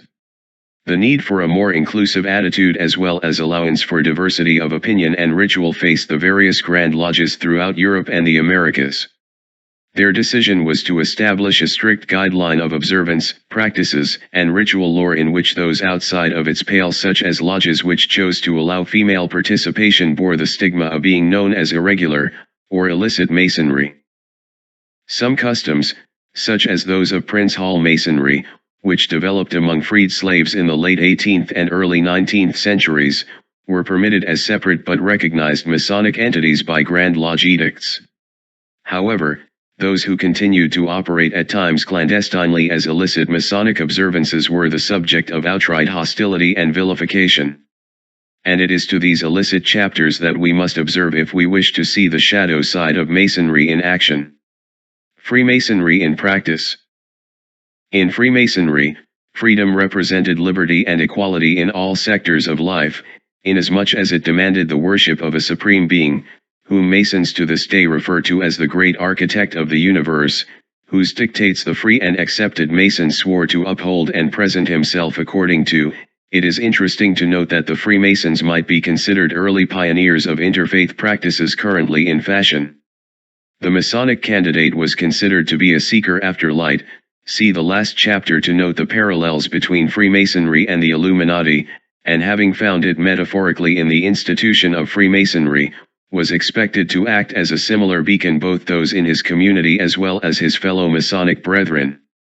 But for the illicit or irregular Mason, this freedom represented liberty from an altogether different sort, freedom from conventional religious structures, as well as freedom from the burdens of moral dictates they enabled, again, eerily similar to the teachings established some 700 years earlier by Hassan I Sabbah and the Order of Hashishins. A pertinent example was how the movement spread into Russia in the mid-19th century. Both Imperial Russia, its nobility, and even its gentry at the time were plagued by violent attacks from radical anarchist and nihilist entities, of which no better loosely fictionalized example could be given than in Dostoevsky's classic novel The Possessed, many of whom forged alliances and cells in the Masonic lodges, both regular and irregular, sweeping across Russia at the time. It is well known that the leading anarchist theorist Mikhail Bakunin, who once wrote that the revolutionary must seek the unchanged deigning of what is today called the evil passions and the destruction of what is called public order. Let us put our trust in the eternal spirit which destroys and annihilates only because it is the unsearchable and eternally creative source of all life. The passion for destruction is wholly a creative passion, was a member of one such lodge, and also called for the abolition of marriage, property, and the complete reversal of all social and religious institution, a charge most commonly associated with the Illuminati. It is also well known that Bakunin enjoyed frequent meetings with Communist Manifesto author Karl Marx and was a direct influence on February Revolution of 1848 and the Paris Commune Uprising of 1871, both of which sought to replace the French Republic with a more avowedly socialist design. Could it be that the specters of communism and socialism that haunted much of the 20th century has its root in Masonic ideals? In America, however, the noble ideals of equality and freedom supposedly germane to Freemasonry found its diametrical opposite in the Civil War and its twisted offspring, the Ku Klux Klan. Albert Pike, a Boston-born turned officer in the Confederate Army, was a top-ranking 33rd degree Freemason, the highest of degrees regular and accepted Freemasonry recognizes, and author of the esteemed work Morals and Dogma of Freemasonry, a work which is replete with extensive references lauding the figure of Lucifer, again, redolent of an uncanny parallel to the Illuminati. Pike, who would early on in his career pen hymns to unnamed pagan gods, also had a role in establishing the Ku Klux Klan, along with Nathaniel Bedford Forrest, himself a fellow Freemason, a secret society itself which swore to uphold the rights of white citizenry and landowners from what they viewed as the threat from newly freed slaves. This society, replete with elaborate code words, costumes, and dreadful oaths of secrecy, went on to initiate some of the most appalling and cowardly acts of widespread violence and murder, acts which they happily admit to continuing to this very day. Numerous other top-ranking Confederate soldiers also took part in the establishment of the Klan, including Gen. William Henry Wallace, Col. Henry Alexander Wise, and even, so it is rumored, General Robert E. Lee. Which gives pause to wonder how sincere was Freemasonry's supposed avowal of freedom, equality, and liberty if some of its chief proponents were unabashed supporters of the most senselessly barbaric and dehumanizing institutions in American history. Perhaps more interestingly and tellingly were a series of letters Pike wrote in 1871 to a leading Masonic diplomat and politician named Giuseppe Mazzini, the organizer of an Italian political party named La Giovine Italia, which was devoted to the unification of the separate states and kingdoms across the Italian peninsula, and whose slogan was one, independent, free republic. In them, Pike predicts the coming of 3 separate world wars which was necessary to sow and ferment interior conflicts, leading up to one great and inevitable social cataclysm, a trial by fire after which the doctrine of pure light and reason would reign, again, signifying roots in Illuminati doctrine. Masonry had already been well established in Italy by the year 1877 and the formation of the Lodge Propaganda Masso-Nica in Turin. After WW2, Freemasonry was all but dormant in Italy due to both the banning of Masonry by Mussolini's regime as well as the scrutiny of the Christian Democrat Party then in power. It is interesting to see how strong a hold Freemasonry took in Italy, given the notorious animosity between Masons and the Catholic Church. However, a renegade but recognized Freemason by the name of Licio Gelli, known himself to show pro-fascist and Nazi sympathies, reconstituted the moribund lodge as Propaganda 2, or P2 in the late 1960s, outside the jurisdiction of the Grand Lodge of Italy. Within a matter of a few short years, Gelli was known to have influence over the highest echelons of Italian society, including the sovereign state of the Vatican with whom, it has been shown, Gelli allied himself within the business of helping to harbor Nazi war criminals in hiding. In fact, Gelli's influence was so widespread that P2's influence began to be seen as a shadowy, secret government, virulently opposed against the Italian Communist Party, of whose members the lodge committed several notable kidnappings and subsequent murders, and regularly supported by the governments of Brazil, Nicaragua, Uruguay, and Argentina, of whose dictator, Juan Perón, Gelli repeatedly referred to as being his close, personal friend. When Gelli's personal list of P2 members was discovered in 1981 following the Vatican banking scandal, in which the Vatican was accused of being the main shareholder of Banco Ambrosiano, a private bank that also operated as a money laundering source for various members of the mafia, a scandal which left bank president and P2 member Roberto Calvi dead in a likely P2 assassination, its roster numbered 43 members of the Italian parliament, 3 cabinet ministers, the head and heads of every major branch of the Italian military, Italy's top financiers and bankers, major media figures, and even future Prime Minister Silvio Berlusconi, of whom Gelli stated in 2003 in reference to, "All is becoming a reality little by little, piece by piece. To be truthful, I should have had the copyright to it. Justice, TV, public order." I wrote Berlusconi's administration 30 years ago. Also figuring prominently on Gelli's list were noted members of the Gambino and Lucchese mafia syndicates. Yet despite several, possibly hundreds of unexplained deaths and disappearances, bribery and corruption charges, and known involvement with military takeovers in South America, the 95-year-old Gelli not only remains a free man to this day, but was nominated for a Nobel Prize in Literature in 1996 by none other than Mother Teresa of Calcutta. Perhaps not all that surprising at all, rumors of Gelli's involvement with NATO and CIA-sponsored campaigns of sowing anti-communist sentiment abroad have been heard for decades. Italy wasn't the sole totalitarian regime to outlaw Freemasonry. Secret societies of all sorts had been banned with the rise of Hitler and the Nazi Party in 1933. Yet the influence of Freemasonry in the German political spectrum had been felt for decades prior, most notably during the reign of Prussian Chancellor Otto von Bismarck. Bismarck, a 33rd-degree Mason, helped annex and unify the outlying states of the German Confederation, paving the way for the Second Reich. Wilhelm I of Prussia, himself allegedly a 33rd-degree Mason, during a series of bloody wars, including the Franco-Prussian War, eventually becoming the first elected Chancellor of Germany. Ironically, it was Wilhelm I's grandson, Wilhelm I's reign that helped usher in WWI itself, frequently implicated as being evidence of an Illuminati plot. It is known now that von Bismarck was granted the establishment of a Supreme German Council of Freemasonry by none other than Albert Pike, a fact that, in light of Pike's prophecies to Giuseppe Mazzini, makes the previous sentence all the more damning. Even the Ordo Templi Orientis, discussed in Chapter 2, was established in 1895 in Germany as a Akademika by the Austrian chemist Karl Kellner and Dr. Theodor Reuss, a singer, journalist, police informant, spy, and one-time lover of Karl Marx's daughter, Eleanor. It is known that Reuss made connections in Munich in 1880 with descendants of Weischote's original Bavarian Illuminati, and received a charter to revive it. Indeed, one of the order's initial manifesto purports to teach the key to all the secrets of Freemasonry as well as those of sexual magic, and since numerous allegations of rape, the O.T.O is one of few Masonically derived bodies to allow an equal female presence, assault, and coercion, to speak nothing of mysterious deaths and known drug use. One wonders how to interpret those secrets.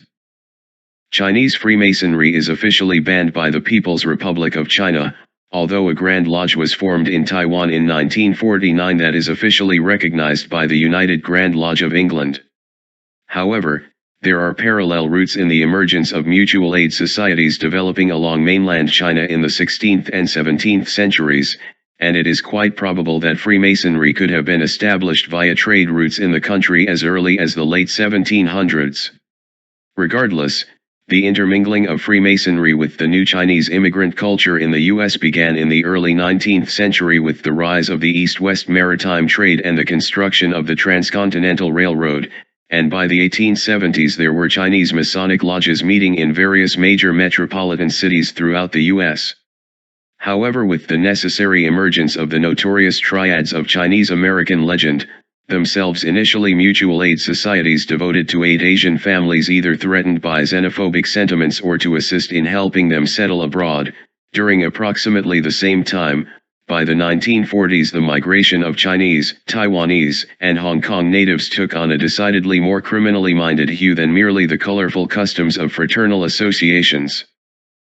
Chinese Masonic lodges have known to harbor high-level drug dealers and provide a blanket covering for extortion, gambling, prostitution, and counterfeiting activities, all safely camouflaged by the already secretive Masonic square and compass. There's no way of knowing how deep the extent of criminal syndicate infiltration with Masonic lodges is just yet, but according to police and FBI reports it has been occurring widely since the 1970s at the very least. Dangers of Freemasonry. As stated in the introduction, there's little reason to assume that all Freemasons are behind a single unified plan for global domination. In fact, few Masons even make it to the higher echelon. Most are content on enjoying a night out without their wives, dressed in outlandish costumes, referring to one another by exalted names and secret handshakes. A grown-up version of a treehouse club. Would these grown-up boys be so quick to knowingly address one another with a wink and a nod if they knew the true history and shadowy elements behind Freemasonry? I chose to omit some of the more outlandish accusations leveled against Freemasonry in this chapter and instead chose to rely on verifiable facts. Not because there may not be justifiable basis in those accusations, but because the dedicated researcher would have an easier time trying to discern what goes on behind those closed doors if presented with concrete reality instead of opinionated fancy. The real danger in Freemasonry is not necessarily that of unmitigated evil lurking behind the sanctum sanctorum of your local Masonic lodge. No, the true danger is how quickly seemingly noble virtues can be denigrated to the spheres of greed, crime, bigotry, murder, and the corruption provided by unassailable power.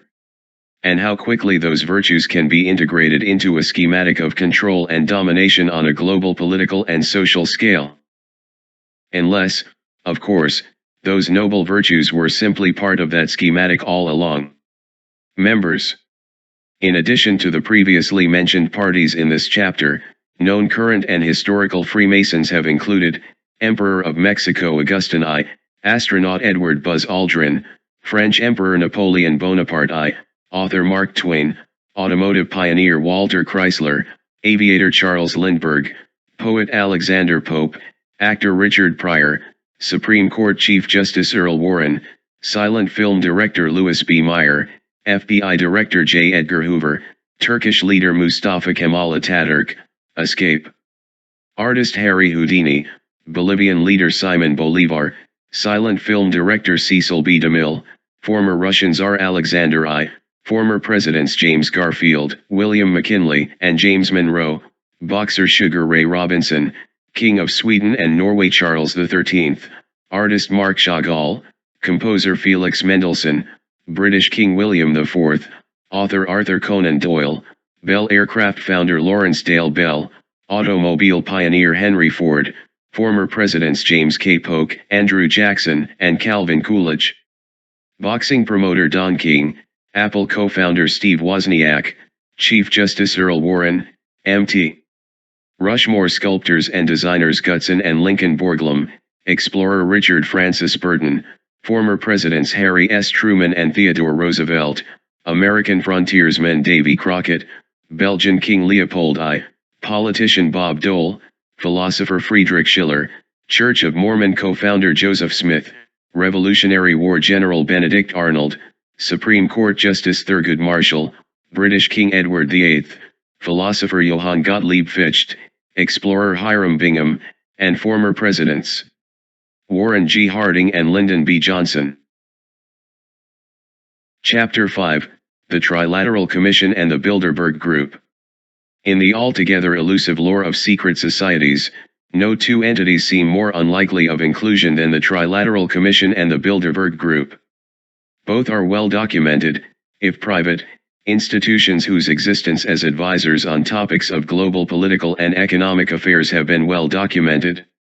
Neither claim any illustrious, if dubious, heritage or claims to hidden wisdom or any esoteric underpinnings that have marked so many of the groups that we have covered to date. In fact, both seem like standard geopolitical think tanks, with all the trappings of banality, bureaucracy, and docile harmlessness that one would expect from any supposedly nonpartisan socio-economic institution. Minutes and synopses from regular conferences are routinely updated on their website, and both foundations appear to operate with the relative transparency belying any supposed clandestine activity. First impressions aren't always correct.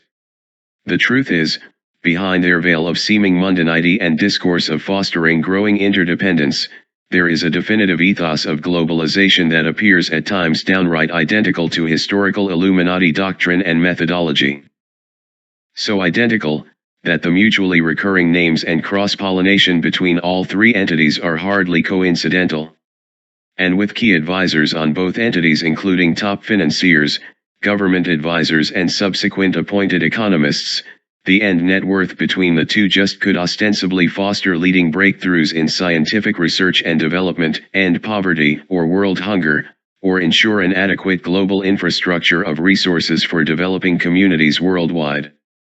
Or it could be one more step towards a centralized world government skeptics have been laughing at threats of all these years.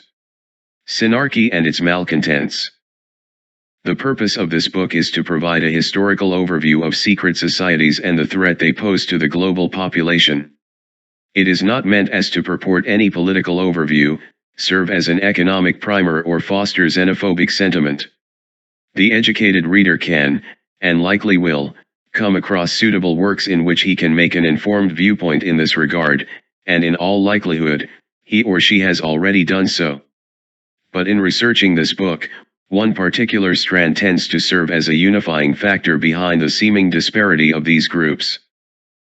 That factor is that of a singular philosophy that seeks to construct a homogenized culture and governmental structure, wielding an inordinate and unassailable power, aided by the twin guardians of finance and cronyism.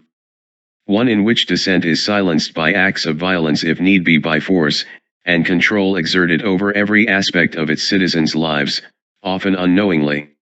In order to understand how the theory of such a global totalitarian regime could possibly manifest, we need to go back to its roots, ones which date back to the 19th century and which lay in an obscure political doctrine entitled synarchy.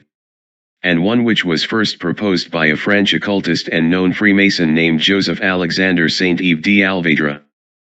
As mentioned in the previous chapter, the emergence of radical anarchist, socialist, and nihilist philosophies had entered into vogue in Europe during the latter half of the 19th century, inspired by writers such as Bakunin, Marx, P. J. Proudhon, and Karl Heinzen, who wrote that the principal agent of historical progress is murder. Simultaneously, there was a resurgence in Hermetic and Rosicrucian philosophies throughout the artistic beau monde at the time, with even noted philosophers in support of rationalism and reason becoming entranced with the mystical doctrines. Central to this doctrine was the notion of an elite and unseen cabal of secret chiefs that guided the progress and evolution of man's spiritual and even material progress, a trait that should now be evident as common to Freemasonry and the doctrine of the Illuminati. Also in vogue was the notion of Hegelian dialectics, which held that the principles of thesis, antithesis, and synthesis were the rational successive conclusions behind all phenomena, but also that this model could apply to large-scale political constructs as opposed to the merely subjective queries of ontology. One of the early adopters of this strange graft of dialectical logic with esoteric philosophy was the aforementioned D'Alvedra, whose solution to the threat of nihilistic social breakdown was to counter it with what he termed synarchy, or synarchism, which translates to joint rule. In his work La France Vraie, The Real France, D'Alvedra put forth that the concept of synarchy, his idealized form of government, derived from bizarre beliefs about ancient Egypt and Atlantis being harmonious societies existing as an organic unity, rested on two pillars. The first being that synarchy represented a government by an enlightened elite. Naturally, the elite themselves would decide on the definition of enlightenment. Presumably it referred to those who were in agreement with them. The second would be the polar opposite of anarchy, where if a minimal necessary state was needed it would have minimal control. In synarchy the state would have maximal control over each aspect of individuals' lives. To this end, D'Alvedra and his followers predicted the rise of a federal European Union, creating a classless but hierarchical megastate, run by an enlightened elite with neither conservative nor liberal policies but ones whose enlightenment entitled them to decide and control every single aspect of the lives of the populace. Despite the legitimate threats of both world wars effectively ending the luxury provided to the leisure class to pursue this crackpot mystical political theory, its fundamental ideas began to seep throughout Europe.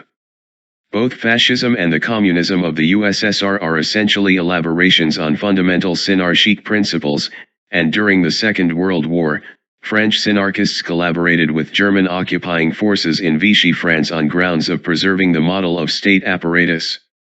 Of course, the world has learned from the mistakes of totalitarian regimes, and would never seek absolute control over an absolute populace in the 70 or so years since. Unless, that is, you ask residents of the European Union, who can count a predominantly high number of representatives among the most visible advisors of both the Trilateral Commission and the Bilderberg Group. The Trilateral Commission, formed in 1973 by David Rockefeller, whom you will no doubt remember from Chapter 3, the Trilateral Commission bills itself as a private commission formed of citizens of Japan, Europe, and North America to foster closer cooperation among these core industrialized areas of the world with shared leadership responsibilities in the wider international system. From its founding declaration, growing interdependence is a fact of life of the contemporary world. It transcends and influences national systems. To be effective in meeting common problems, Japan, Western Europe, and North America will have to consult and cooperate more closely, on the basis of equality, to develop and carry out coordinated policies on matters affecting their common interests, refrain from unilateral actions incompatible with their interdependence and from actions detrimental to other regions, and take advantage of existing international and regional organizations and further enhance their role. The Commission hopes to play a creative role as a channel of free exchange of opinions with other countries and regions. Further progress of the developing countries and greater improvement of East-West relations will be a major concern. Yet critics have been quick to point out that this fostering of interdependence has done little to ameliorate fundamental disparities of exchange, but has exacerbated existing crises of common interest, in certain cases manipulating them to suit their own agendas.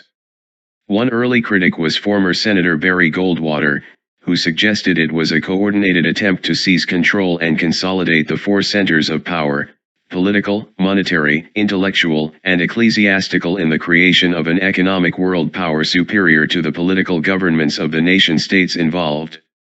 While from the opposite end of the political spectrum, leading leftist semiotician Noam Chomsky implies that the commission is concerned with trying to induce what they call more moderation in democracy, turning people back to passivity and obedience so they don't put so many constraints on state power.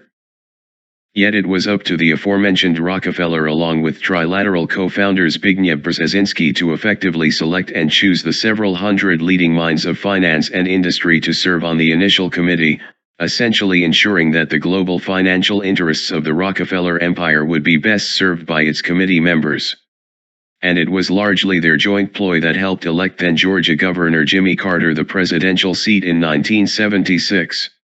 And given the Rockefellers' vested personal portfolio of real estate investments in Atlanta was estimated to be in the $5 billion range during the 1970s alone, is it any wonder that Atlanta was known as the Rockefeller Center of the South? Yet money alone isn't sufficient to sway the minds of a general populace. The collective human experience shows us that there must be a concrete series of organizing principles and guidelines, no matter how absurd or irrational, in order to develop, or perhaps more appropriately, suggest, the approval or disapproval of a mass population. So before you read the following words of Trilateral Commission co-founder and former National Security Advisor for President Carter Zbigniew Brzezinski, from his 1970 opus Between Two Ages, you may want to keep an open mind about the previous section's description of synarchy. In the absence of social consensus, society's emotional and rational needs may be fused. Mass media makes this easier to achieve in the person of an individual who is seen as making the necessary innovations in the social order. Such a society would be dominated by an elite whose claim to political power would rest on allegedly superior scientific know-how. Unhindered by the restraints of traditional liberal values, this elite would not hesitate to achieve its political ends by the latest modern techniques for influencing public behavior and keeping society under close surveillance and control. Though Stalinism may have been a needless tragedy for both the Russian people and communism as an ideal, there is the intellectually tantalizing possibility that for the world at large it was, as we shall see, a blessing in disguise. Which can be compared with the statements of Rockefeller himself after his 1973 visit to the People's Republic of China. The social experiment of China under Chairman Mao's leadership is one of the most important and successful in human history. New York Times, from a China traveler, August 10, 1973, the family unit is broken up, the children are taken away from the parents and placed in government-run nurseries. The parents may see their children once a week, and when they see them they cannot show affection toward the children. The idea is to have the children and the family sever their affection and direct it toward the state. Names are taken away from the children and they are given numbers. There is no individual identity. The commune system is destroying morality in Red China. There is no morality because the love of the family is taken away. There is no honesty and respect among men or between men. There is no human dignity, they are all like animals. There is no guilt associated with murder of individuals for the improvement of the state. Both of which may shed an entirely new light on the proposition of fostering interdependence between nations. The Bilderberg Group. Within the realm of overt secret societies, the Bilderberg Group enjoys a certain notoriety as operating under policies of exclusivity and privacy. Paradoxically, it has never denied its existence, and lists annual members and chairmen of its conferences openly, even publishing its findings and reports. Yet surrounding them remains a veil of secrecy and elitism that causes the casual observer to ponder what the real motivations are behind their seemingly diplomatic and benevolent facade. The Bilderberg conferences were established in 1954 as a private three-day conference between approximately 60 leaders of politics, finance, and industry designed to foster dialogue between North America and Europe.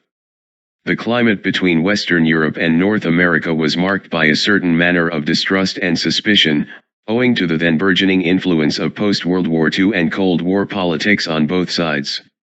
Seeking a way in which representatives could better establish diplomatic ties, organizer Józef Rytinger, a Polish political advisor then in exile from his native homeland by the communist regime, sought to contact both top advisors and industry heads from other European nations, who in turn contacted then CIA head Walter Bedell Smith and Eisenhower advisor Charles Douglas Jackson to lend their support. Subsequently, 50 delegates from 11 European countries and 11 delegates from the US attended the first conference held at the Hotel de Bilderberg in the Netherlands from May 29 to 31 in 1954. The meetings were a rousing success, and soon became inaugurated as an annual conference held worldwide, with attendees now numbering between 120 to 150. Riedinger's background is worth noting, since his background during World War II remains unclear. It is clear that he met with top leaders of the Polish underground who were then under Soviet annex in 1944. Yet certain factions viewed him with mistrust. Was he working on behalf of German occupying forces?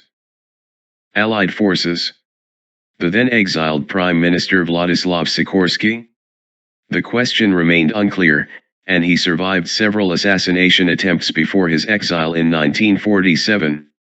What is known is that both Sikorski and Riedinger were strong supporters of a European unification, and that the latter helped found both the Council of Europe, a concept which was wholeheartedly proposed and embraced by British Prime Minister and Freemason Winston Churchill as early as 1943, and the European Movement International between 1947 and 1949, both of which are direct precursors to the current European Union.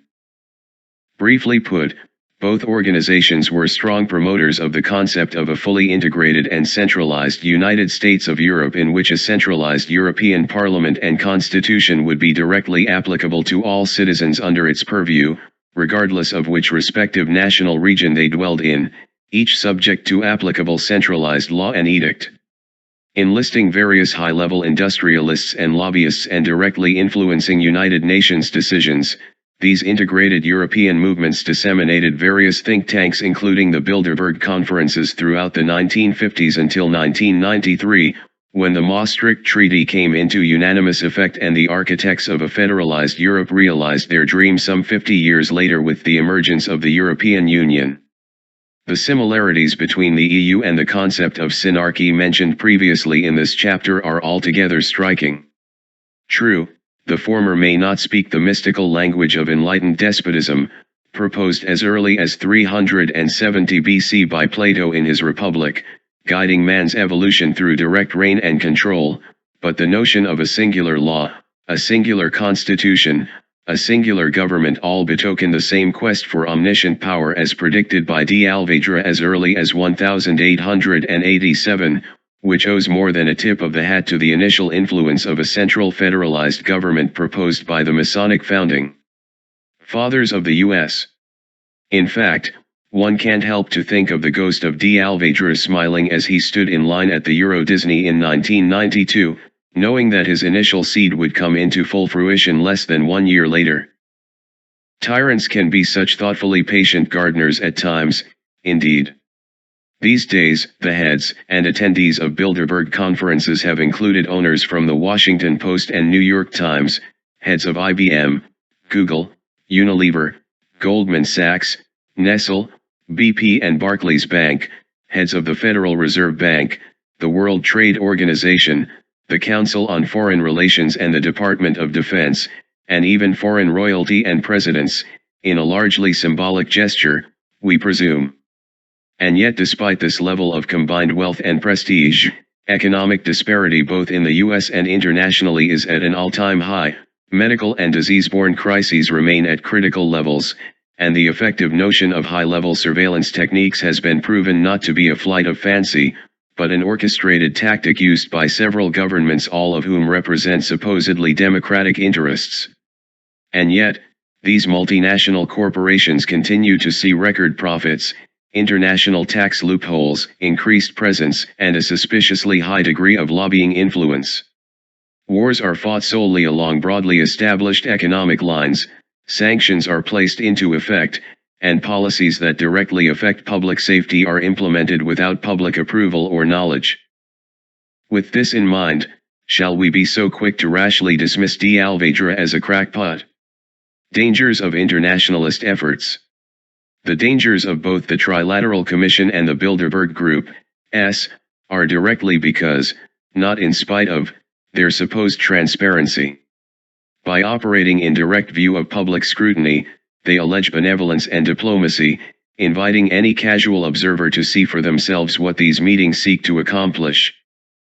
Yet, despite this factor of transparency, both organizations remain rooted in an ideology that embraces a centralized and homogeneous culture, both free of the nuances and diversity of traditional nation-states, but also fostering an interdependence on the sanctity and unassailability of a unified superpower, controlling each and every aspect of its subjects' lives and prohibiting free speech, movement, exchange, dissenting opinion, and autonomy by the establishment of universal power. In essence, the most successful realization of the Illuminati dream imaginable. Members.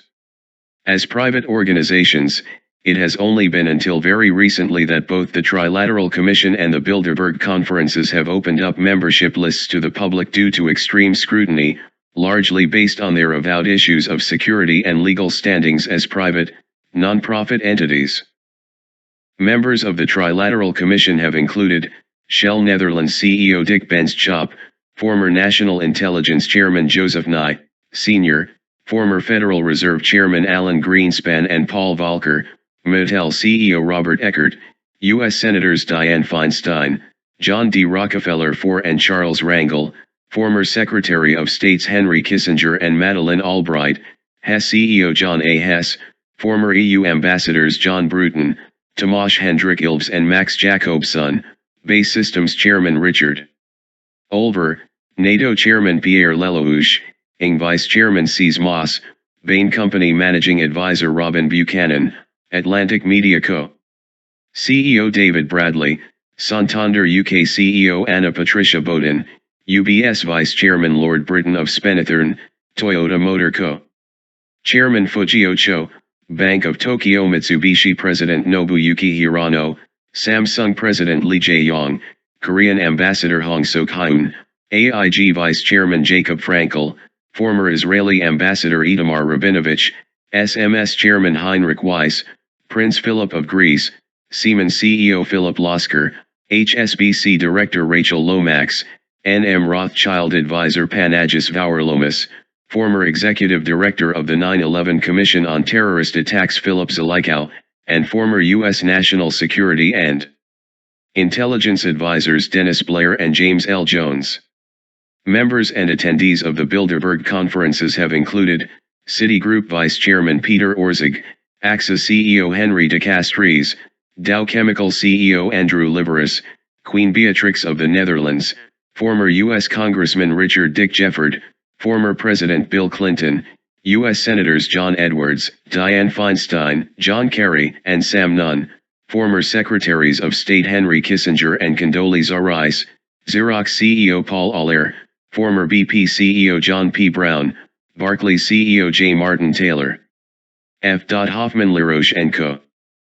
CEO Fritz Gerber, former Director of NM Rothschild Norman Lamont, Central Europe Trust Chairman Andrei Olekowski, Goldman Sachs Chairman Peter Sutherland, former U.S. Treasury Secretary Robert Rubin, Google Executive Chairman Eric Schmidt, Prince Philippe of Belgium, Alcoa CEO Klaus Kleinfeld, former World Bank Presidents Robert Zoellick and James Wolfenson, EU Ambassador Björn Grydland, European Central Bank President Jean-Claude Trichet, Goldman Sachs CEO Peter Weinberg, Wall Street Journal Editor Robert Bartley, IBM Chairman Louis Gerstner, Jr., TD Bank President Edmund W. Clark, former U.S. Senator Tom Dashley, Merrill Lynch Vice Chairman Harold Ford, Jr., former Federal Reserve Chairman Ben Bernanke, National Security Agency Director Keith Alexander, Novartis Chairman Daniel Vasella, Amazon founder and CEO Jeff Bezos,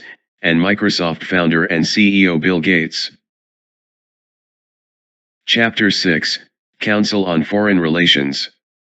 Since its founding in 1921, the Council on Foreign Relations has been one of the most prestigious think tanks devoted to global economic and trade policies in history.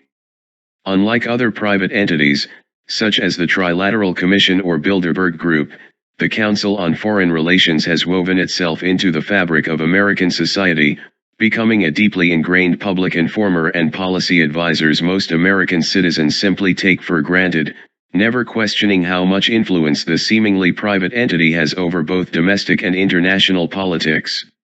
Which might be precisely why this 5,000-member private think tank is viewed with such suspicion by critical observers. Few Americans can argue that issues of free trade, financial regulations, and economic consolidations are at the forefront of the current U.S. economic system. But how are those policies constructed? Who or what informs them? Why is it U.S. voters get very little say in how policies which affect domestic jobs on the most critical level are implemented? Are these policies in the best interest of the American public? Or do they serve entities that have a much more specific interest in mind, an interest that serves not only global entities, but a wholesale global consolidation of power of which the U.S. represents only one very small aspect, and furthermore, one in which the interests of democracy play absolutely no role whatsoever?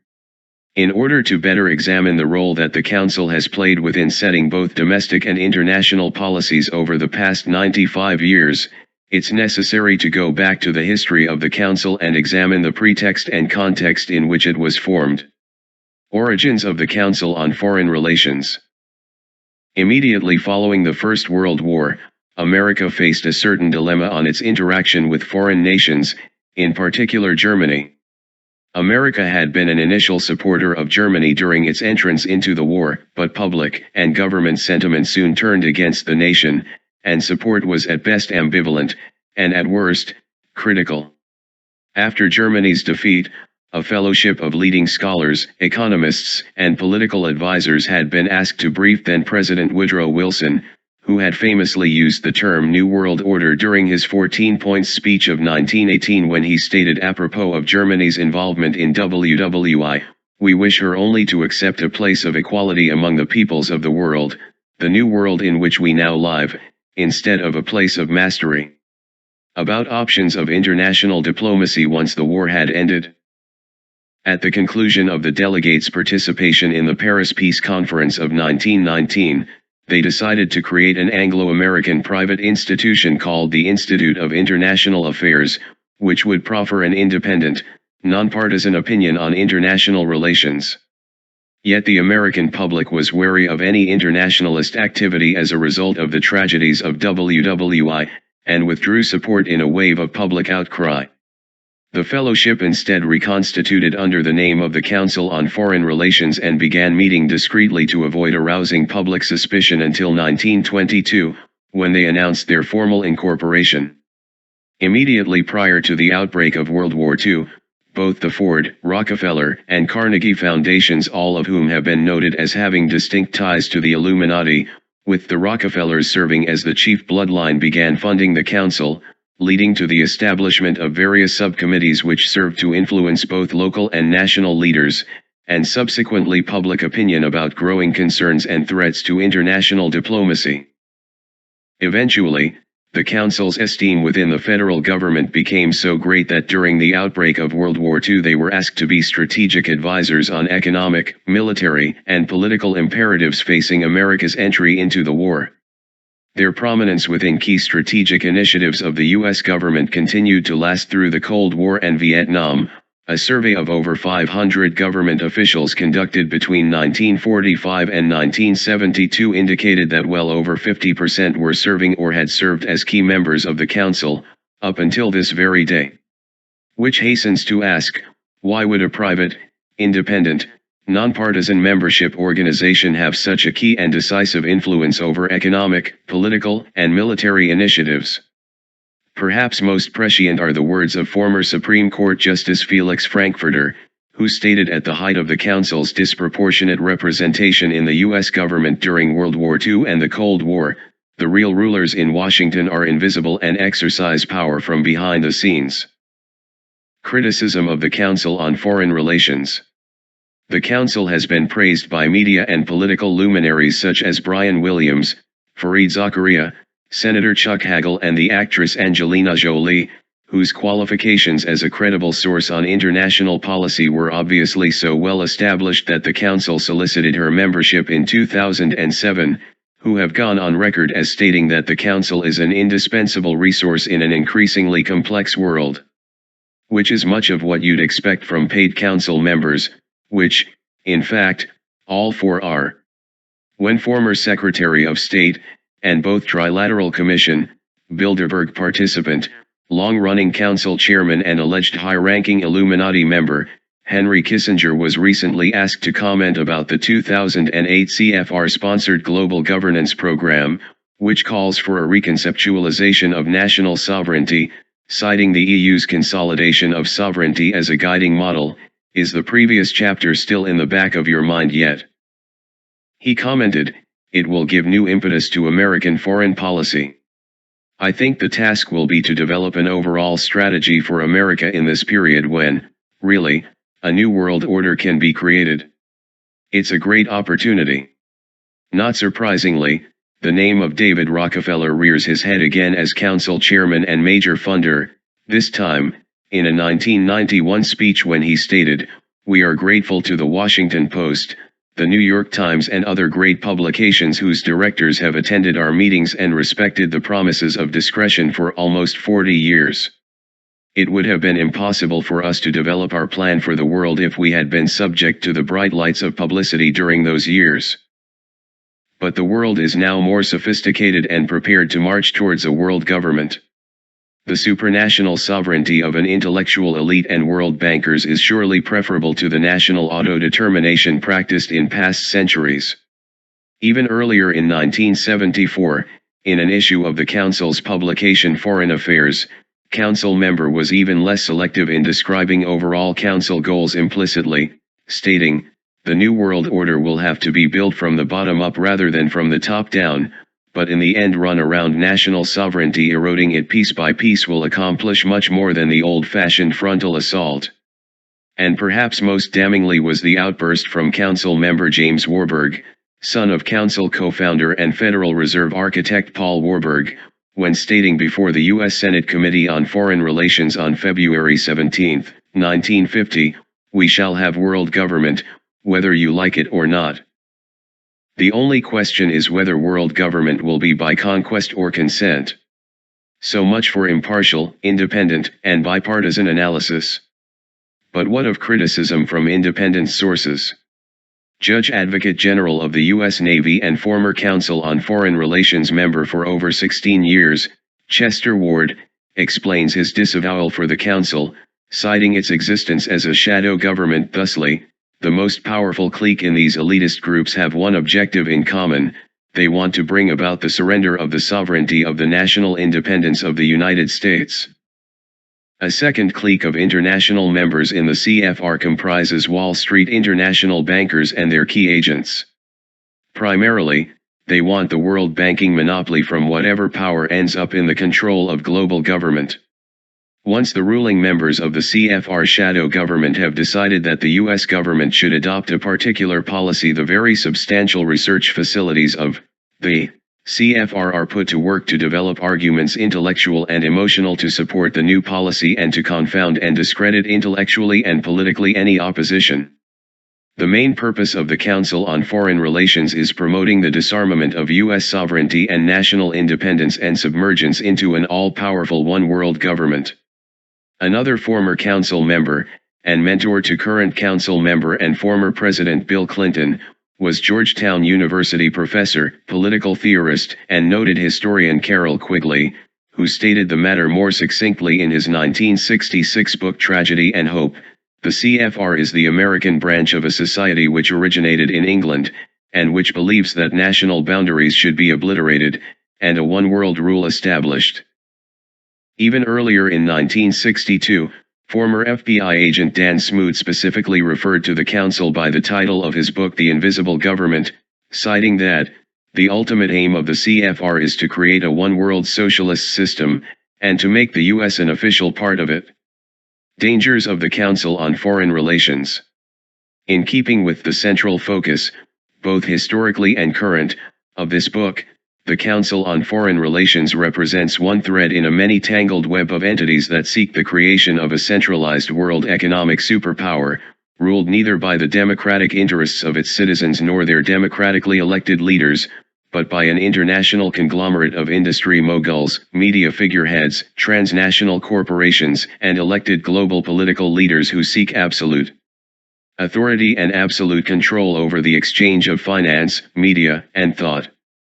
To this end, key council initiatives, such as the implementation of NAFTA under council member and then President Bill Clinton, which benefited only those corporations large enough to buy into intercontinental trade and subjected 3 separate nations to a totalitarian restriction of economic social Darwinism in practice, and the European Union, itself a product of Bilderberg architect Joseph Redinger, were established, lulling millions of Americans into a pipe dream of greater material prosperity and alleged security while all the while tightening its grip around their collective throat. The danger of the council is that so many citizens refuse to acknowledge it as anything more than an established pattern in the American fabric of life.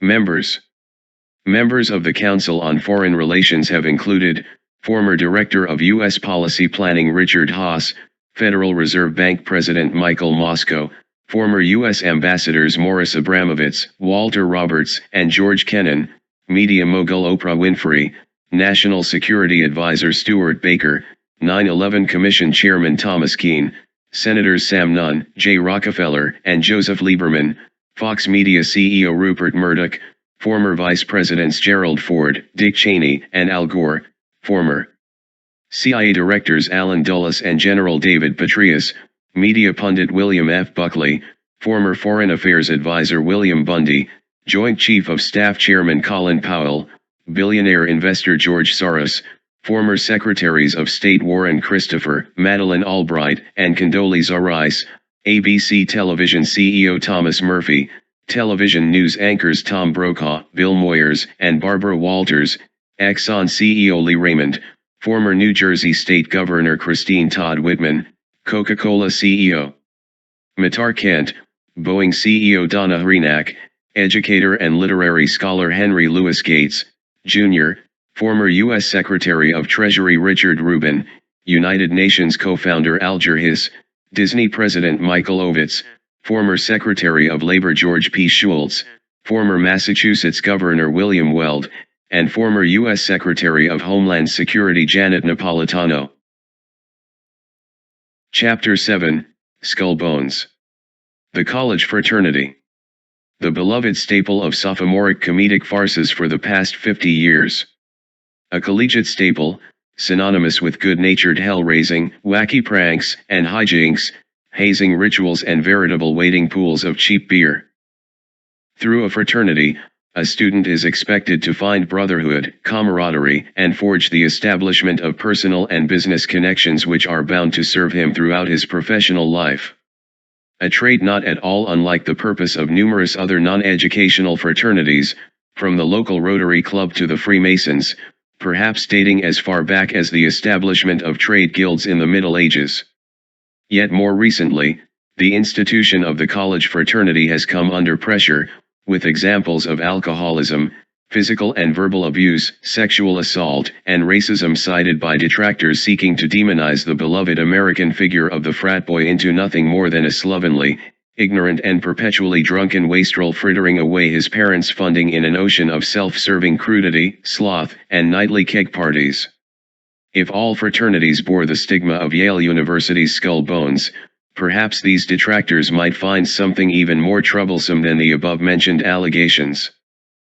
What is it about skull bones that strikes both fear and silence in all but the most casual observer? Is it the death-obsessed emblems surrounding so much of their fantastic lore, including rumors of harboring the mortal remains of some of America's most beloved heroes? Is it the tight-lipped secrecy that surrounds the group, so much that questioning rumors of affiliation has resulted in more than a handful of job firings?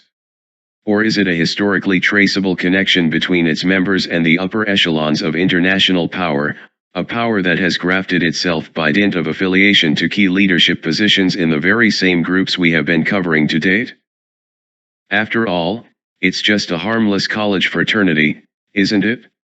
All good fun and games, if slightly more morbid than most. Animal House, whose Omega Theta Pi chapter allegedly takes their inspiration from skull bones, in a somber Halloween drag.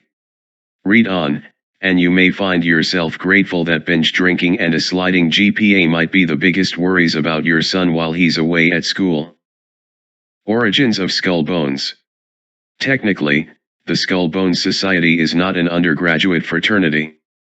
Membership is by invitation only, and only extended to 15 inductees a year, and for that solely within their junior year.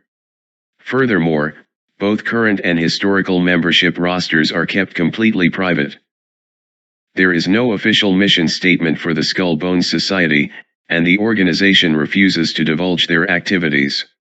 Nor are their assets managed by Yale University, but by a private trust known as the Russell Trust Association, named after their co-founder and incorporated in 1856. In fact, for many years both the Society as well as Yale University refused to acknowledge the very existence of the group. The Skull Bones Society was founded in 1832 as the Order of Skull Bones, or Bones as it is informally referred to as by Yale students William Huntington Russell and future U.S. Secretary of War and Freemason Alphonso Taft, father of President William Howard Taft, who, in keeping with family tradition, was himself both a Skull Bones member as well as a Freemason. It is uncertain the purpose behind the design of the group. Allegedly it was after a dispute over that year's Phi Beta Kappa Awards, although it seems more likely it was established much like how many fraternities are established, as a mutual aid society of undergraduates banding together for fellowship and companionship. Albeit with strict criteria, in 1882, at least 4 prospective candidates had to be selected from student publications and at least 4 others had to be selected from captains of Yale's sporting teams, and a much more ghoulish motif than most. Equally enigmatic is their famed emblem, a skull and bones underneath which is emblazoned the mysterious numerical legend 322. One suggestion is that the skull and bones represent the oath of mortality that recruits are sworn to keep silent, while the numbers represent the year and the initial 2 founders.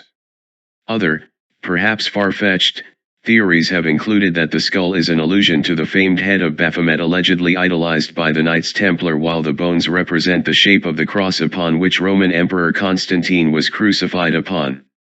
Others claim the numbers refer to the death of famed Greek orator Demos. Thence, to a complex numerical code having magical significance. It is worth noting that the skull and crossbones motif is found in numerous other secret societies, from the Knights of Pythias to the Chamber of Reflection found in Masonic initiations. The Skull Bones Hall is referred to as the tomb and bears considerable Egyptian and Greek influence upon its facade. Entrance into the tomb is strictly forbidden to non-members, although it has been referred to as something like a German beer hall, with bizarre passageways, imposing statues of knights in armor, and a mysterious chamber replete with candles, coffins, skeletons, a chopping block, bats, and a basin containing a red fluid. In this chamber, candidates have been known to be divested of metal jewelry, a trait common to all Masonic initiations, where they are placed into the coffin, chanted over, and be reborn again into society, where they are given a robe embroidered with arcane symbols. A bone with the candidate's name engraved upon it is then thrown into a heap of other bones, symbolizing his or her.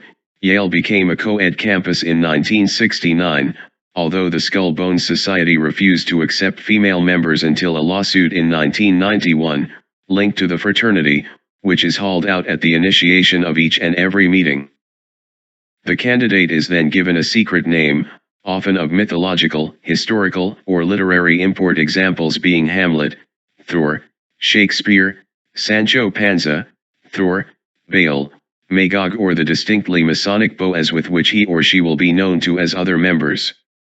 They are also expected to complete a detailed, 2-night description of his sexual activity and autobiography, fears, and motivations at some point in the coming year, lending on the all the more incongruous appearance of an encounter group session to the already bizarre atmosphere. Controversy of Skull Bones. Critics are quick to point out that the activity of a student-sponsored privately run society based on exclusivist principles, which leans heavily towards white Protestant males on university grounds, is at odds with the inclusivist nature of the modern American educational system. This, however, is nothing more than a straw-man argument for the dangers which burrow beneath this garish and grotesque melange of high privilege and entitlement. As early as 1873, allegations were being lodged against the group, who informally call themselves Bonesmen, that they were made privy to student funds directed to the university for their own usage and that there was a disproportionate tendency for its alumni to be selected for key positions in finance over other Yale graduates. More serious criminal charges have been lodged against the group, alleging that grave robbing was a regular initiation practice for prospective candidates and that the group currently houses the remains of Apache leader Geronimo. It is widely held that U.S. Senator and known Bonesman Prescott Bush, father and grandfather of future Presidents George H.W. Bush and George W. Bush respectively, themselves also known Skull Bones members, was responsible for the theft. Former President Martin Van Buren and Mexican revolutionary Pancho Villa. Still others have lodged the allegations that rape and kidnapping are also commonplace initiatory trials prospective candidates are expected to undertake in order to prove both their worthiness as well as their identifiably elite natures as future leaders in the fields of politics and industry by placing themselves outside the confines of the law, silencing their victims with immeasurably deep funds. Rape is so commonplace on campuses to begin with, alleges one victim, that even on Yale you're going to find it. But with Bonesmen it's different. They truly think they're above the law. And with all the money that floats in and out of the tomb, you start wonder maybe that really is the case. Or, as one former member put it in a 1977 article, it's like trying to look into the mafia. Remember, they're a secret society, too. However, allegations and hearsay are one thing. Proven chains based not on conjecture, but verifiable documentation reveal a curious web of nepotism and cronyism that unquestionably links Skull Bones to other groups previously covered in this book, confirming the group's reputation of manipulation, favoritism, and exclusivity. One of the co-founders of the Council on Foreign Relations was Secretary of State under Theodore Roosevelt Elihu Root. While serving as a state attorney, Root hired a Bonesman named Henry Stimson to serve on his council. Stimson later went on to serve as Secretary of War under fellow Bonesman William Howard Taft, and eventually Secretary of State under Herbert Hoover, himself a co-founder of the Council on Foreign Relations. Stimson was eventually nominated as Secretary of War a second time, serving under two presidents, Franklin Delano Roosevelt, whose links to the Illuminati were explored in Chapter 3, and Harry S. Truman, a known Freemason, during America's entry into World War II, where he was one of the leading advocates not only for war against Germany but also the construction of the atomic bomb. Stimson's point man for the Pentagon for the Manhattan Project, which oversaw the development of the atomic bomb, was a fellow Bonesman named Harvey Hollister Bundy. Bundy's two sons, William and McGeorge, both also notable members of Skull Bones, later went on to serve key roles as CIA and Foreign Affairs advisors to Presidents Kennedy and Johnson during America's entrance into the Vietnam conflict. Not surprisingly, both also went on to hold key roles in the Council on Foreign Relations. William Bundy was editor of the Council's publication Foreign Affairs, and was noted for once stating that the role of government is to stimulate a mass-scale change in attitude. It may be no coincidence that McGeorge Bundy was later to serve as president of the Ford Foundation, whose links to the Trilateral Commission, the Council on Foreign Relations and the Illuminati have been ably documented already. The Stimson-Bundy family link isn't the only hereditary link in the Skull Bones chain to worm its way through the upper levels of political, military and defense intrigue. For that, we need only observe the curious relationship between the Harriman family, of international bankers Brown Brothers and Harriman fame, and the political dynasty of the Bush family. A link, curiously enough, that had ties to both the regimes of Nazi Germany and the Communist USSR, both allegedly enemies of American interests. Brown Brothers Harriman, currently the oldest and largest private bank in the U.S., was formed after the merger of two entities, Brown Brothers and A.W. Harriman Co. in 1931. The founding partners of this merger included 8 members of Skull Bones, most notably Prescott Bush, who we have already been introduced to, and future ambassador to the U.S.S.R. W. Averell Harriman. In 1942, an executive order signed by President Roosevelt seized the property of Prescott Bush, who also served as director for the Union Banking Company of New York, under charges of trading with the national enemy. The reason for the seizure was that Union Banking was also the asset clearing and holding house for German steel magnate Fritz Thurston, which had been funding Hitler since 1924. Inexplicably, Prescott Bush went on to be elected U.S. state senator, later claiming responsibility for launching Richard Nixon's into politics. Nixon's links to David Rockefeller have been amply detailed, to mention nothing of the role Secretary of State Henry Kissinger has played in numerous groups detailed elsewhere in this book, and, coincidentally, serving as the first treasurer on the national campaign for Planned Parenthood in 1947, whose links to the Van Dyne bloodline of the Illuminati were explored in Chapter 3. We'll go over the exploits of Prescott's Skull Bones legacy carriers, George H.W. and George W., shortly, but for now, let's turn our attentions back to 1W Averell Harriman. As mentioned earlier, Harriman served as U.S. Ambassador the U.S.S.R. under President Truman. Yet prior to this, the company that Harriman formed, Brown Brothers Harriman, also owned the previously mentioned Union Banking. During his tenure as U.S.S.R. ambassador, Harriman was responsible not only for maintaining relatively cordial relations with Stalin, but also shipping entire factories into Russia. Upon his return to the U.S., Harriman began working closely with the Council on Foreign Relations, despite being adamantly referred to as a Soviet spy by former KGB major-turned-defector Anatoly Igolitsyn. Some research recently uncovered also indicates that Harriman may have had a direct role in the transfer of nuclear plans and U.S. dollar printing plates to Soviet Russia during the Cold War. One of Brown Brothers Harriman's directors was Robert Lovett, himself a Bonesman. Lovett was a chief advisor to Truman regarding the reorganization of American intelligence agencies immediately following World War II. It was at Lovett's insistence that the CIA was formed in 1947, and the agency was soon populated by such a disproportionate number of Skull Bones members that Yale professor of history Gaddis Smith was once prompted to remark, "Yale has influenced the Central Intelligence Agency more than any other university, giving the CIA the atmosphere of a class reunion." One CIA-operated project was the notorious MK-Ultra, a covert psychological operations experiment during the 1950s and 1960s, the full extent of which we are still uncovering to this day. The project entailed the use of powerful psychotropic drugs, isolation chambers, brainwashing techniques, and other methods of psychological manipulation and control, much of it administered at mental institutions such as Bridgewater State Hospital in Massachusetts, and was financed by and large by the independent H. Richardson Foundation, a foundation established by one Eugene Stetson, an assistant director under Prescott Bush, and a Skull Bones alumni himself.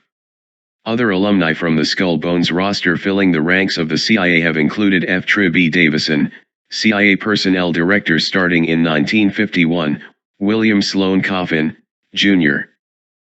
CIA Agent, 1950 to 1953, William Francis Buckley, CIA Agent 1956 to 1970, Station Chief in Beirut 1983 to 1985, Hugh Cunningham, CIA Agent 1950 to 1973, Charles Whitehouse, CIA Agent 1947 to 1956 and U.S. Ambassador to Laos and Thailand in the 1970s, a time that coincidentally saw a substantial rise in heroin trafficking from that region, Dino Pianzio, CIA Station Chief in Santiago, Chile 1970 to 1975, a time that coincidentally saw the overthrow of the Allende regime by a bloody coup d'état and its replacement by the notoriously bloodthirsty Augusto Pinochet, former U.S. Senator David Boren, CIA Committee Member 1985 to 1999, and, of course, future President George H.W. Bush, CIA Director 1976 to 1977. There is considerable controversy regarding Bush's tenure in the CIA. Uncovered evidence indicates that he may have been involved as early as 1963, in particular with a counterintelligence unit codenamed Pegasus implicated in a potential plot to assassinate President Kennedy, according to transcripts of tapes obtained from a tap on the phone of FBI Director J. Edgar Hoover, transcripts which include the names of Hoover, future Vice President, and brother of David, Nelson Rockefeller, CIA Director and Council on Foreign Relations Director, Allen Dulles, and 1. George Bush of the CIA. Both Bush and the CIA have implicitly denied the allegations of the existence of both Pegasus and Bush's involvement prior to his nomination as director in 1976, which, as an intelligence agency responsible for disambiguation of both information and misinformation, naturally befits a secret organization. One thing is for certain, the invocation of a new world order raised many an eyebrow when Bush delivered his famed address before Congress on September 11, 1990, exactly 11 years prior to the date of the 9/11 attacks on the World Trade Center, a date forever ingrained with many Americans as the rationale behind Bush's son George W.'s entrance into the Afghanistan conflict and subsequent war on Iraq. In it, the senior Bush justified his invasion of Iraq precipitation the Persian Gulf crisis of 1990 to 1992 with the following words: "A new partnership of nations has begun, and we stand today at a unique and extraordinary moment. The crisis in the Persian Gulf, as grave as it is, also offers a rare opportunity to move toward an historic period of cooperation. Out of these troubled times, our fifth objective, a new world order, can emerge, a new era free from the threat of terror, stronger in the pursuit of justice and more secure in the quest for peace. America and the world must defend common vital interests. And we will. Americans have stepped forward to share a tearful goodbye with their families before leaving for a strange and distant shore. At this very moment, they serve together with Arabs, Europeans, Asians, and Africans in defense of principle and the dream of a new world order. That is why they sweat and toil in the sand and the heat and the sun. The New World Order is, of course, a phrase most commonly associated with the Illuminati. And it is equally indicative of the ultimate goal of all globalist and international institutions who strive to forge a new era, perhaps one of peace, justice, and prosperity. But only to those who can afford it. There have been approximately 7,000 U.S. casualties to date resulting from both the Persian Gulf crisis of 1990 to 1991, and the ongoing U.S. wars on Afghanistan and Iraq since 2001. How many were lost for the quest of peace, and how many were lost for the sake of a new world order? Dangers of skull bones. It is all too tempting to view skull bones as a breeding ground for future recruits into the Illuminati, or conversely, more overt societies such as the Trilateral Commission, the Council on Foreign Relations, or even, as amply demonstrated by this chapter, the CIA. It seems that given the vast links and behavior of Skull Bones alumni, one would be hard-pressed to find an outfit more smug about their elitism, secrecy, and implication in a tangled web of conspiracy and duplicity at the highest levels of American political intrigue, a smugness and arrogance the organization has done little to dispel in the 180-plus years of their existence. During the regent degree of the Illuminati, the candidate, after being directed to a skeleton, is asked whether there lies the body of a king, nobleman, or beggar. His expected answer is that the character of being a man is the only one that is of importance. The legend engraved on the inner chamber of the Skull Bones tomb reads, "Wer Warder Thor, Wer Weiser, Beteller oder Kaiser? Ob arm, ob reich, I'm Tod gleich." A rough translation of which is, who was the fool, who the wise man, beggar, or king? Whether poor or rich, all's the same in death. Members. In addition to the previously named parties, other members of Skull Bones have included, investment banker and founder of Morgan Stanley Harold Stanley, Time Life magazine founder Henry Luce, a member of the Council on Foreign Relations, New York Mets co-founder, and uncle of George H.W. Bush, George Herbert Walker, Jr., writer Archibald MacLeish, banker and Dean Witter founder Dean Witter, Jr., former Senator and Heinz heir H. John Heinz, Senator of State John Kerry, former Federal Reserve Chairman Pierre J. co-founder of the Council on Foreign Relations Charles Seymour, publisher, creator of the Fortune 500 Russell Davenport, also a member of the Council on Foreign Relations, former Senators John Patton Jr., James Buckley, John Chaffee, and Victor Ashe, Sears Chairman Edward Lampert, FedEx founder Frederick Wallace Smith, former U.S. Ambassadors David Thorne, Winston Lord, Evan Galbraith, and James Jeremiah Wadsworth, National Review founder William F. Buckley, Jr., Cornell University co-founder Andrew Dixon White, and U.S. Trust President Daniel Davison. Chapter 8, The Committee of 300. So far to date, we have chosen to examine secret societies that are rooted in incontrovertible historical evidence.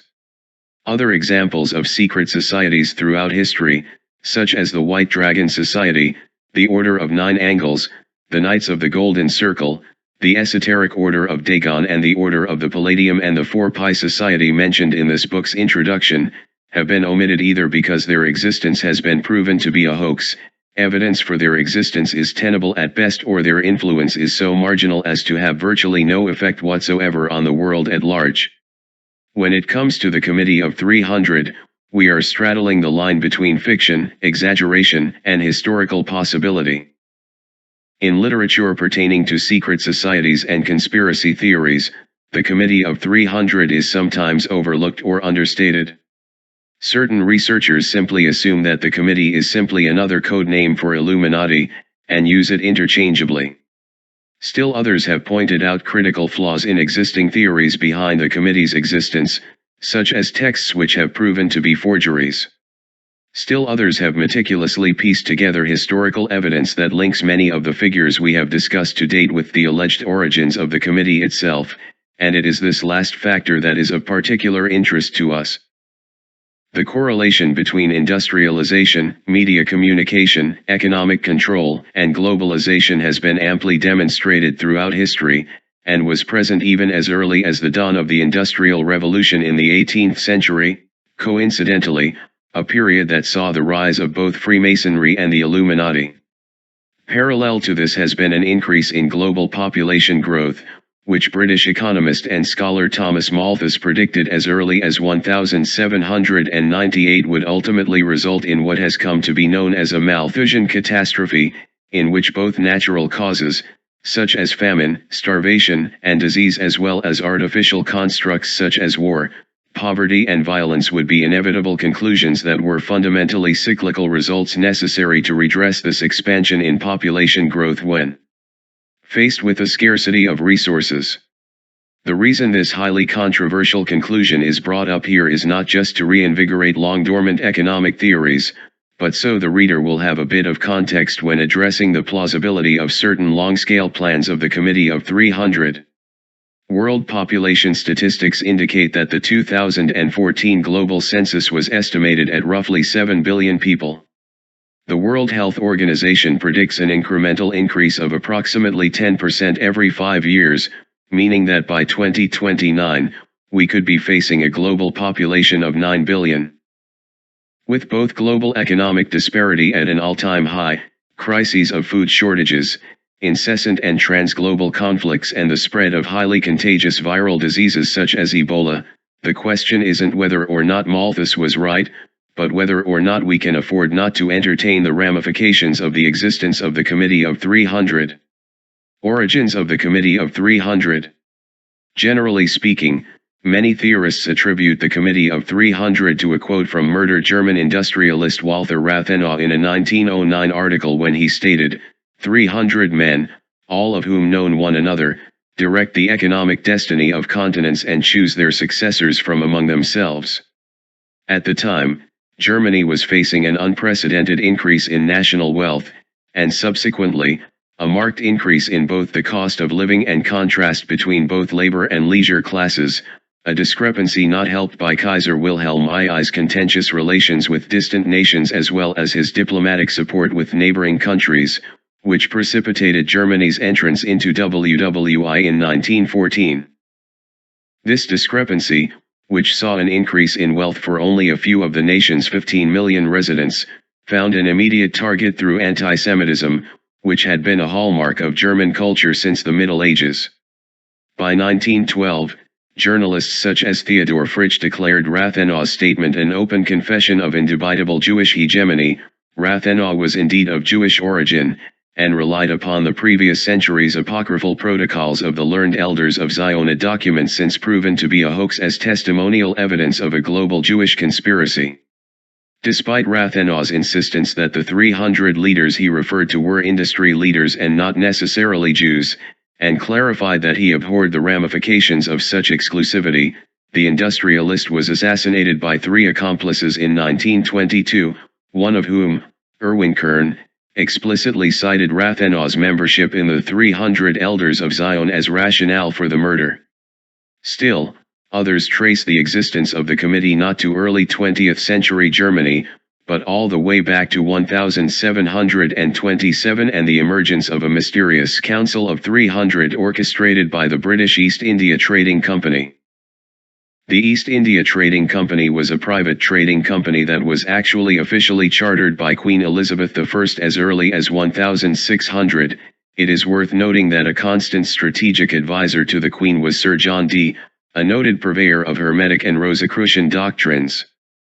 The company's primary focus was within the Indian subcontinent and the Chinese mainland, where it rose to account for more than half the world's trade, importing silks, teas, dyes and most notably, gunpowder and opium. These trades may have indeed been the business model for such modern-day clandestine operations as the Mafia and various Central and South American drug cartels. The company's shares were owned by various wealthy British merchants and aristocrats, and was only indirectly controlled by the British government, who owned no shares. This may be the first instance of a private company holding more executive power and wealth over trade and exchange than its own government, but it would be far from the last. It just so happened that many of these merchants and aristocrats belonged not only to the chivalric Order of the Garter, one of the highest and most prestigious honors to be bestowed upon a non-monarchic British subject, and itself a semi-secret society which is the cause of much speculation, but also Freemasonry and various Masonic offshoots, such as the Order of the Scarlet Cord, the Red Cross of Constantine, and the Order of St. John of Jerusalem. It is from the latter, an offshoot of the Knights of Malta, which in turn claims direct lineage from the Knights Templar, that the core of the Council of 300 was alleged to have formed, primarily as an exclusive trade committee made up of only the most elite and high-ranking European, for at this point, the founding members of the council had turned mercenary and established negotiations and alliances with other European trading unions, such as the Dutch, French, and Portuguese East India Companies and the Barbary Company, merchants and noblemen of only the highest wealth.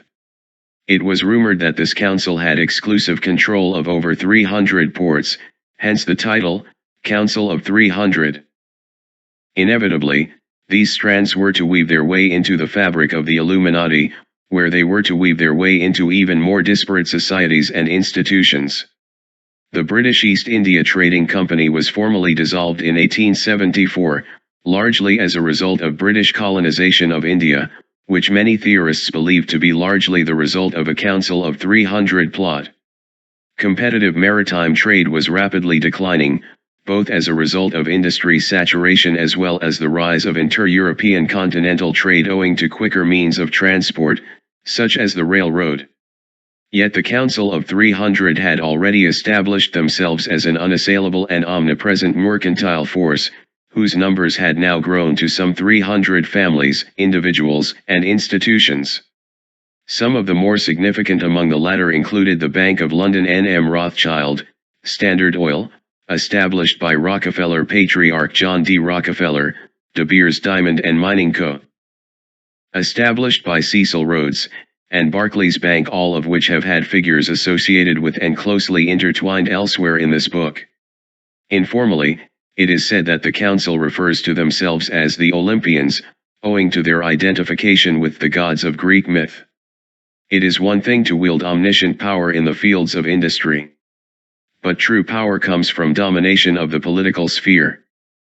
If Freemasonry and the Illuminati have taught us anything, It is that both politics, industry, and an ulterior agenda hidden and plotted behind impenetrable veils of secrecy have made for some of the most successful bedfellows in history. Even unsuccessful political candidates such as Mitt Romney and Donald Trump, both of whom began their political careers after achieving inordinate success in the spheres of finance and real estate, are aware of this. The key factor, then, is how to achieve political strength subtly and unobtrusively. The answer is through the manipulation of public attitudes by the dissemination of information. The media. To this end, the Council established both non-profit think tanks and worldwide conglomerates with political aims. Included among some of the more influential ones are the following four. 1. Chatham House, the Royal Institute of Affairs. A private, non-governmental agency headquartered in London, established in 1920, who claims their mission is to help build a sustainably secure, prosperous, and just world by engaging governments, the private sector, civil society, and its members in open debate and confidential discussion on the most significant developments in international affairs. In actuality, the Royal Institute of Affairs was established by Lionel Curtis, a staunch British federalist who worked alongside the Council of Foreign Relations during its development. Curtis was one of the direct descendants of the founding core of the Council of 300, and worked extensively with Illuminati member and Freemason Cecil Rhodes towards the expansion of British colonization in Africa. In reality, Chatham House has worked extensively to disseminate views calling for British unity and expansion, as well as publishing reports in favor not only of a fully integrated European Union, but has also worked to establish stricter regulations ensuring a centralized constitution. 2. The Council on Foreign Relations, whom we've already gone over in detail during Chapter 6. 3. The Club of Rome. A global think tank founded in 1968 by Aurelio Pecchii and Alexander King in Rome, now headquartered in Switzerland. The Club of Rome purports to act as a global catalyst for change through the identification and analysis of the crucial problems facing humanity and the communication of such problems to the most important public and private decision makers, as well as to the general public. The club first came to prominence in 1972 with a publication entitled The Limits to Growth, a Malthusian document which argued that the limits of economic growth were contingent on rapidly dwindling resources, in particular oil. Hence growth was subject to scarcity and in inverse proportion to demand, a notion which presaged the oil crisis of 1973.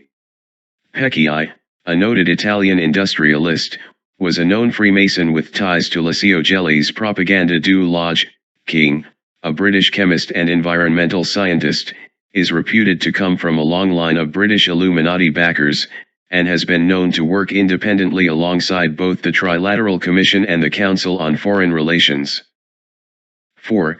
The Tavistock Institute on Human Relations. A Rockefeller-funded think tank formed in 1947, the Tavistock Institute describes its mission as dedicated to the study of human relations for the purpose of bettering working life and conditions for all humans within their organizations, communities, and broader societies, and to the influence of environment in all its aspects on the formation or development of human character or capacity. In reality, the group is acutely adept as a social engineering mechanism that has worked closely with the CIA during the MK-Ultra project. Both Henry Kissinger and Paul Warburg, both of whose relationship with the Rockefellers and the Council on Foreign Relations we have covered elsewhere in this book, were early funders of Tavistock projects, and indeed, the Institute has worked closely in tandem with the Council on Foreign Relations for many years now. One of the founding members of the Tavistock, psychiatrist John Rawlings Rees, made this revealing quote about the dynamic of social engineering during this 1940 speech before the National Conference on Mental Health is particularly revealing. We can therefore justifiably stress our particular point of view with regard to the proper development of the human psyche, even though our knowledge be incomplete. We must aim to make it permeate every educational activity in our national life. Public life, politics, and industry should all of them be within our sphere of influence. If we are to infiltrate the professional and social activities of other people, we must imitate the totalitarians and organize some kind of fifth column activity. Goals of the Committee of 300. All secret societies must have an underlying agenda, and the Committee of 300 is no different. Some theorists have chosen to tack on all manner of far-fetched theories onto them, presenting them as a conglomerate of evil of superhuman proportions. Others have chosen to present rational, clearly thought-out objectives. What we are concerned with in this work is verifiable evidence, and so we have chosen to select only a specific few. 1. A one-world government with a singular currency, singular police/military force and absolute and unquestionable authority. This is the singular strand that connects all groups we have discussed to date. 2. The abolition of national identity, as tantamount to the formation of a singular world state. 3. Establishment of technological advancements, described by Brzezinski in his book Between Two Ages, in mind and populace control. This is the real rationale by the establishment of think tanks such as the Tavistock and Chatham House, to mold public opinion and engineer changes in social structure to allow greater susceptibility towards committee-constructed initiatives. 4. To bring about the end to all industrialization and the production of nuclear-generated electric power in what is known as the post-industrial zero-growth society. As noted earlier, the influence of Malthus looms large within the sphere of power wielded by the committee, and the dissemination of zero population growth was widely disseminated by the Club of Rome, whose founder Aurelio Pecci has been quoted as saying, "Why should I concern myself with how many die? Even the Christian Bible says what is man that God should be mindful of him. For me men are nothing but a brain at one end and a shit factory at the other." 5. To suppress all scientific and medical development except for those deemed beneficial by the committee. Especially targeted is nuclear energy for peaceful purposes. In an era in which greater funding for feasible energy solutions, medical discoveries, and biotech research is at an all-time high, the ongoing slew of world health and energy crises has increased exponentially. That the collective efforts of energy and World Health Organizations have been unable to meet these crises gives significant thought to ponder. 6. To cause, by means of limited wars in advanced countries, and starvation and diseases in the third world countries, the death of 3 billion people by the year 2050.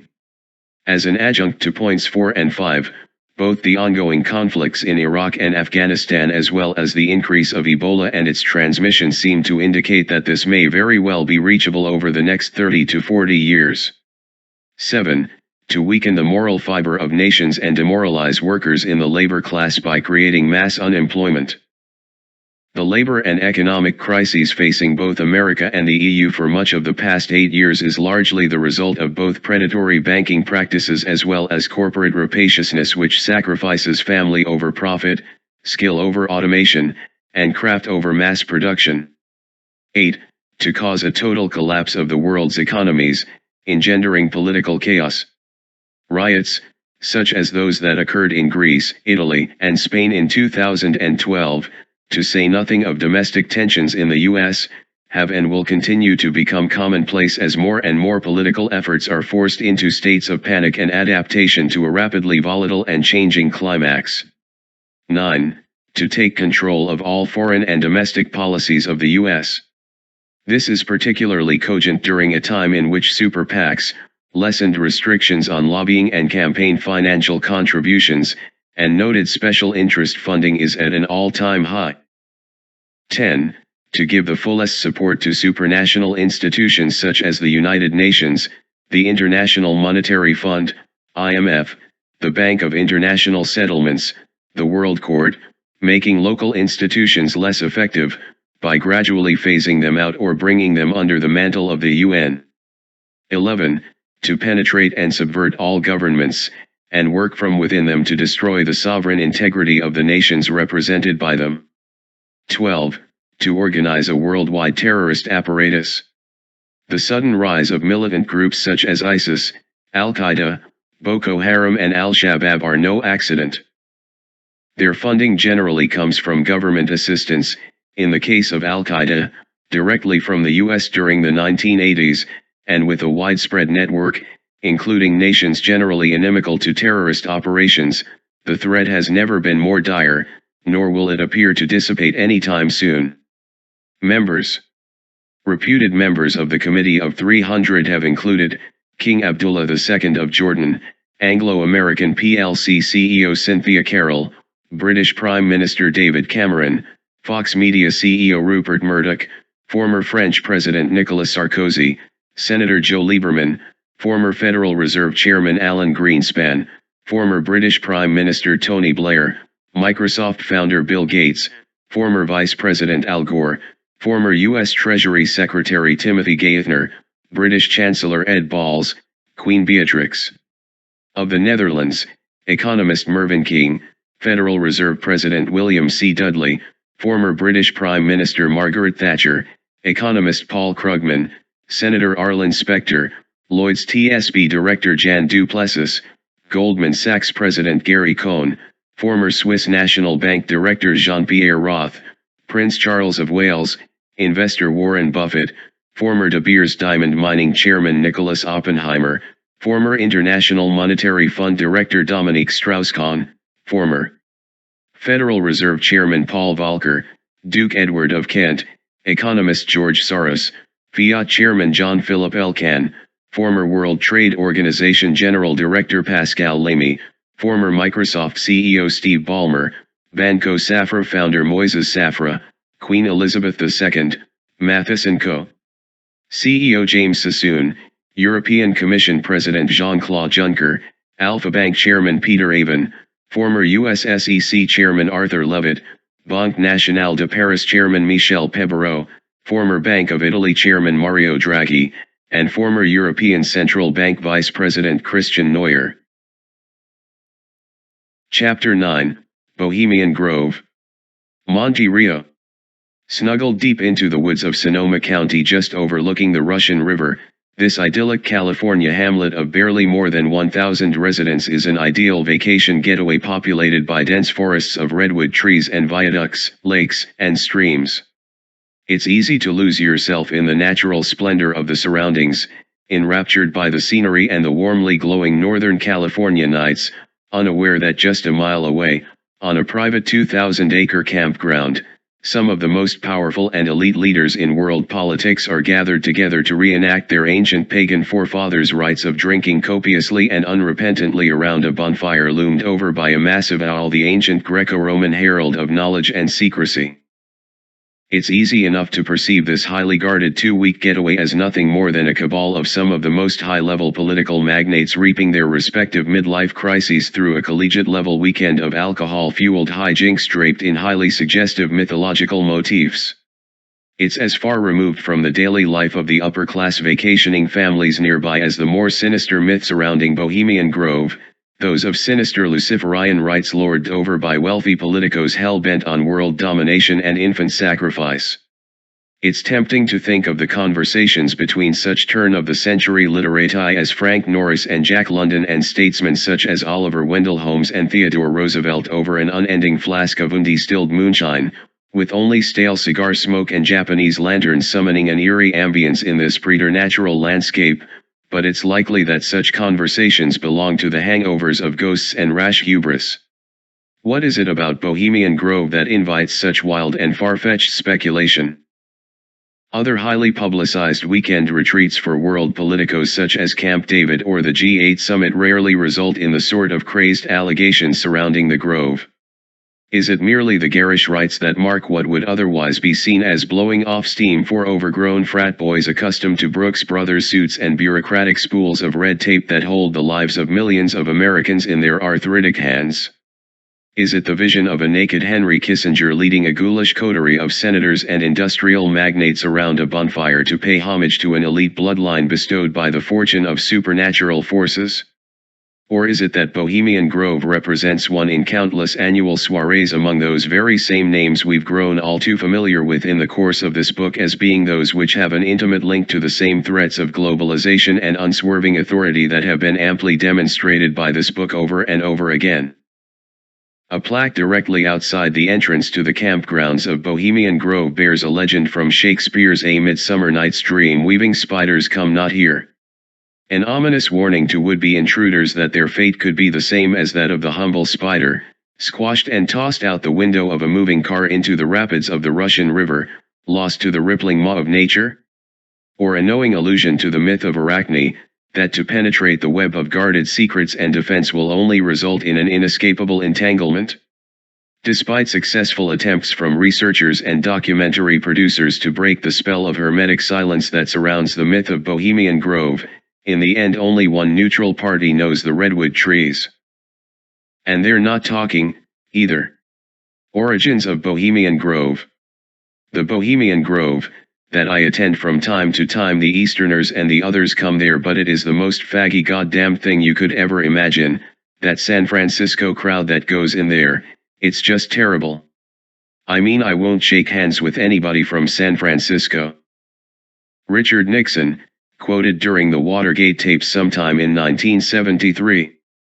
Researchers and critics are quick to point out that the origins of Bohemian Grove may lie in the ancient Druidic circles of the Celts or the Eleusinian mysteries of the Greeks, exclusive, typically all-male, rites in which celebrants huddled around a bonfire beneath starlit nights, sharing communal mysteries of death and rebirth through the sacrifice of a bull in homage to the gods. But the truth of the Grove's origin is much more mundane, if no less romantic, in a distinctly American way. Bohemian Grove emerged from a private but informal club of artists, journalists, and writers known as the Bohemian Club. The original Bohemian Club was founded in 1872 by a group of journalists who sought to foster a mutual appreciation of the arts and pursued a romantic if hackneyed notion of the artist as a poverty-stricken garret dweller devoted more to his chosen medium than the mundanities of daily life, although Oscar Wilde was noted to have remarked upon visiting the club in 1882, "I never saw so many well-dressed, well-fed, business-looking bohemians in my life." There's always been a long-running pretension of artistic patronage among political figures, perhaps as true today as it was in the 19th century, enamored with the myth of the starving artist, and it soon became apparent that the meager salaries of a journalist could be easily bought by both political and industrial funding. The result being that by the turn of the century, the likes of Ambrose Bierce and composer Lewis Glass were hobnobbing regularly with the likes of Henry Morgan and William Randolph Hearst. Eventually by the 1940s, owing to frequent visits by such prominent entities as Presidents Herbert Hoover and Calvin Coolidge, artists represented only a minute fraction of the Grove's regular visitors, with senators, bankers, and prominent diplomats soon came to dominate the booze-soaked discourse and atmosphere. Alliances of global significance were forged, plans were laid, and plots were hatched that came to designate Bohemian Grove as less a relaxing weekend getaway as some of the most significant blueprints for social engineering as we know it. In 1929, a 40-foot statue of an owl, sculpted by noted Armenian-American sculptor, and Grove president, Haig Patigian, came to serve as a central focus of Bohemian Grove and has been associated as the most visible emblem of this secretive clique ever since. Most notably, it serves as the backdrop for the Grove's climactic cremation of care ceremony, a dramatization intended to symbolize the sacrifice of the cares, anxieties and worries of day-to-day existence, presumably, only of those affecting beleaguered servants of international finance. The rite has since been enhanced by advanced electronics and pyrotechnic displays and, most dramatically for many years, the stentorian voice of Grove member Walter Cronkite, with leaked video footage giving the impression of something between a pagan ritual, an elaborate high school drama production and a laser light show. One quote regarding the Grove's penchant for dramatics has been noted as stating that there are far more cost-effective ways to waste energy budgets than on a fraternity talent show, but then again, the average American's tax dollars are typically spent in any number of irrelevant ways and that politicians need creative expense budgets as much as anyone else. It's worth noting here that the owl has a myriad different meanings from culture to culture. While for the Greeks, the bird was most strongly associated with the figure of Athena, goddess of wisdom and learning, for cultures including the Egyptians and the Celts, the owl represented the underworld, the overseer of souls through the subterranean hallways of death. And given that many of the top players over the years at Bohemian Grove have been linked to not only the shadowy echelons of power and control but assassination and wholesale murders under the guise of national wars and elaborately pre-staged accidents, it is perhaps more fitting that this latter symbolism be kept in mind. Of somewhat curious interest are the encampments, a term sometimes found in Masonic and Masonic-derived circles in reference to a gathering of Masons, found at Bohemian Grove. These are primarily patrilineal quarters assigned to participants based on their particular status or field of industry, typically assigned with a self-effacing or jovial nickname. For example, the Hillbilly Camp is assigned to banking, political or media figures, typically with a net worth in excess of $15 million. Others have included the Owl's Nest, for presidents and military/defense contractors, Lost Angels, banking and defense contractors, caveman, education and think tanks, as well as oil companies and the media, uplifters, corporate executives, stowaway, oil companies, big business and Rockefellers, Silverado squatters, big business and defense contractors, hideaway, think tanks and military/defense contractors, and sempervirens, California corporations. It is in these encampments, in 2007, there were some 118, that contacts are forged and plans laid in the musk of the cabins reeking of 18-year-old single malt scotch and smug vainglory. It is presumably in one of these very cabins in July of 1942 that plans were initially hatched between Dr. Ernest Lawrence, Dr. Robert Oppenheimer and the Hungarian-born Edward Teller, as well as various military and defense officials that would eventually lead to the Manhattan Project, an undertaking costing in excess of $2 billion that led to the development of the atomic bomb. Grove members are understandably proud of an achievement that cost the death of over 135,000 individuals, the vast majority innocent civilians, and rarely miss a chance to regale newcomers to the festivities with countless tales heard second, third, fourth, and fifth hand about what really went on beneath the whispering of the pines when Standard Oil money met UC Berkeley hands to fund the decisive American victory of World War II. It should be noted that the Grove even has their own patron saint in the form of St. John of Nepomuc, a martyred 14th century saint who was tortured and drowned by the Bohemian king Wenceslas in the Vltava River rather than reveal the confessional secrets of the Bohemian queen. Grove members claim that the figurehead represents the vow of secrecy that each member is sworn to uphold. Yet in light of the figure's symbolic placement directly overlooking the Russian River, one wonders if it serves as a warning to would-be trespassers of the fate that may occur should they accidentally spill onto the secrets of the Grove. Controversy of Bohemian Grove. It should here be noted that no official deaths or accidents have ever been noted in conjunction with the Grove's almost 150-year existence. Infiltrators have gone on to publish, document and videotape accounts of the ongoings without censure, presumably other than the embarrassment suffered by grown men, the supposed exemplars of cultural and moral prestige drunkenly cavorting in front of a 40-foot effigy of an owl while the fate of the Western world hangs in the hand of their junior executors. Still, not only is the correlation between Bohemian Grove and numerous other, much less frivolous, cliques well documented, ongoings at the Grove still carry the stigma of numerous unanswered questions.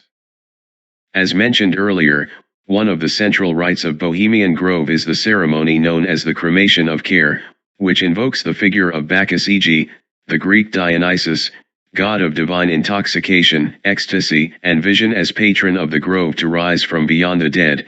It is interesting to note that Grove itself is a term used by adherents of the modern witchcraft movement, also as a court of learning with inner groves reserved only for the elect initiates of a coven.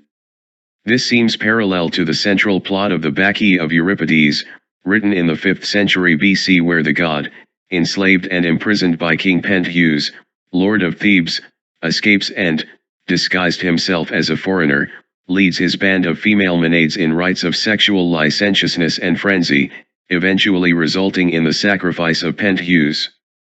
Keep in mind that the celebrating Maenades are exclusively female. The participants of Bohemian Grove, on the other hand, are of course exclusively male. A quote from author and noted Grove member Herman Wouk springs to mind here: "Men can decently love each other, they always have, but women never quite understand." But a more serious charge has emerged surrounding the club since the 1980s, that of many Grove members' predilections for prostitution, particularly of an excessively seedy kind. Sex workers, and it is worth noting, Both female and male have told allegations, perhaps graciously, perhaps fearfully, refusing to name names in all but a few cases, of lavish SM-themed gatherings in the outer reaches of the camp that involved forced degradation, humiliation, and forced injury, according to one former escort, by a circle consisting of several former Republican secretaries of state and defense, which left them scarred permanently and afraid for their lives. The Grove, however, as a non-profit private institution, is outside the jurisdiction of state criminal investigation, presumably because of the very influence it wields. Insinuations of sexual deviancy are one thing.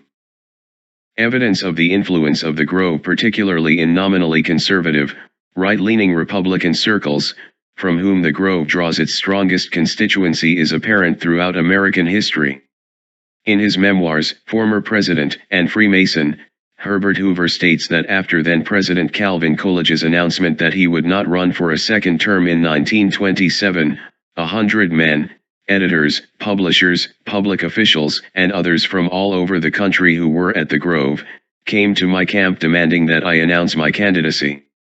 The following summer, the Republican Party unanimously supported Hoover's bid for presidency, a tenure which saw the development of the Council on Foreign Relations directly under his oversight. And indeed, membership at the Grove seems to have been a preliminary requisite for just about every Republican president since the foundation of the clique since Hoover, most notably, the candidacies of Nixon, Reagan, and both George H.W. and George W. Bush are alleged to have found their initial support within the clustered encampments of Bohemian Grove, and more recently, California Governor Arnold Schwarzenegger's entry into the fray of state politics was secured by a raucous crowd of supporters from various encampments. Nor is Bohemian Grove a strictly American phenomenon. In 1991, the Grove elected as one of its keynote speakers former German Chancellor Helmut Schmidt. Schmidt, a public and unapologetic member of the Council on Foreign Relations, the Trilateral Commission, and enthusiastic participant in the Bilderberg conferences, sparked controversy in the 1960s and 70s when it was revealed that he was a former member of the Nazi Hitler Youth Party, and interestingly enough, adding to the Luciferian specter of Bohemian Grove, Schmidt's wife's nickname is Loki, the same name as the mythological deity equated to Satan in Germanic mythology. What makes this association all the more curious are reports in the 1970s that one regular Grove attendee was a charming but unrepentant former Nazi who drove around in a Jeep that had a decal of Rommel's campaign to Africa affixed to its bumper, a palm tree surmounted by a swastika. Rumor has it that then-President Gerald Ford, in an uncharacteristic move of common sense, forced the gentleman to remove the offending bumper sticker. Not surprisingly, wherever the threat of exclusivity and secrecy raises its head, the last name Rockefeller appears, and Bohemian Grove is certainly no exception. Since the 1920s, the Rockefeller family have been long-standing contributors to the atmosphere of the Grove gatherings, and the names of both directors and junior-level members of Rockefeller-derived institutions and foundations remain some of the Grove's most cherished key players. Yet the Rockefeller family isn't the only family to come up in conjunction as a bridge between Bohemian Grove and prominent families in the Illuminati. For many years, John E. DuPont III was a regular attendee, and was even invited after his 1997 conviction of first-degree murder, including up to and after his 2010 death, an oversight or a deliberate example of Grove organizers' morbid sense of humor. The figure of Henry Kissinger is perhaps one of the most notorious and venerable old guards of the Grove, and one which has been known to enjoy certain executive privileges on the grounds, the details of which are best left to the imagination of the reader. Nor has this connection been a relatively more recent occurrence. As far back as 1905, Bohemian Grove's honorary president was one Daniel Coit Gilman, both a Freemason and founder of the Russell Trust Association, the official trustees of the Skull Bones Society of Chapter 7. Gaylord Freeman, both the most prominent member of the Freeman bloodline of the Illuminati explored in Chapter 3 as well as alleged head of the Priory of Zion, was a regular attendee starting in the late 30s. James Wolfensohn, former president of the World Bank Group and close ally of the Rothschild dynasty, whom, when once asked about the downside of globalization, was quoted as saying, "With all the forces making our world smaller, it is time to change our way of thinking, to realize we live in one world and not many different worlds," is another figure who has been known to enjoy a certain carte blanche at the tables of Bohemian Grove.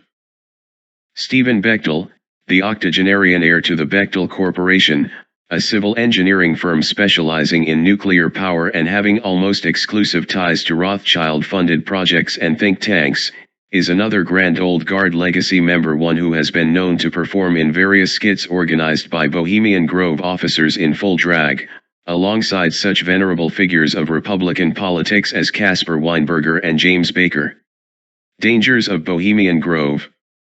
When all is said and done, it's easy for the rational, incredulous observer to dismiss many of the more creative implications of the Bohemian Grove phenomenon, say, an annual gathering of reptilian overlords involved in international human sacrifice trafficking trades, as nothing more than a rather convoluted flight of fancy. But it's even more easy to throw the proverbial baby out with the bathwater and casually dismiss Bohemian Grove as a mere boys-only beer blowout backed by bizarre and elaborate scenery and an obscene display of personal wealth and arrogance. The alleged Satanism of Bohemian Grove, if it exists at all, is but a mere metaphor for the blood-laden trail left behind by greed, omniscient authority, and globalization. Its cultists are hardly hooded diabolists out of a poorly scripted horror film, but the same power brokers and puppet masters who have served avarice in all its twisted forms. "Wherever two or more are gathered together in my name, I am there in the midst." This quote, from Matthew 18:20, is as accurate for the hordes of the world elite as it is for ostensibly any question.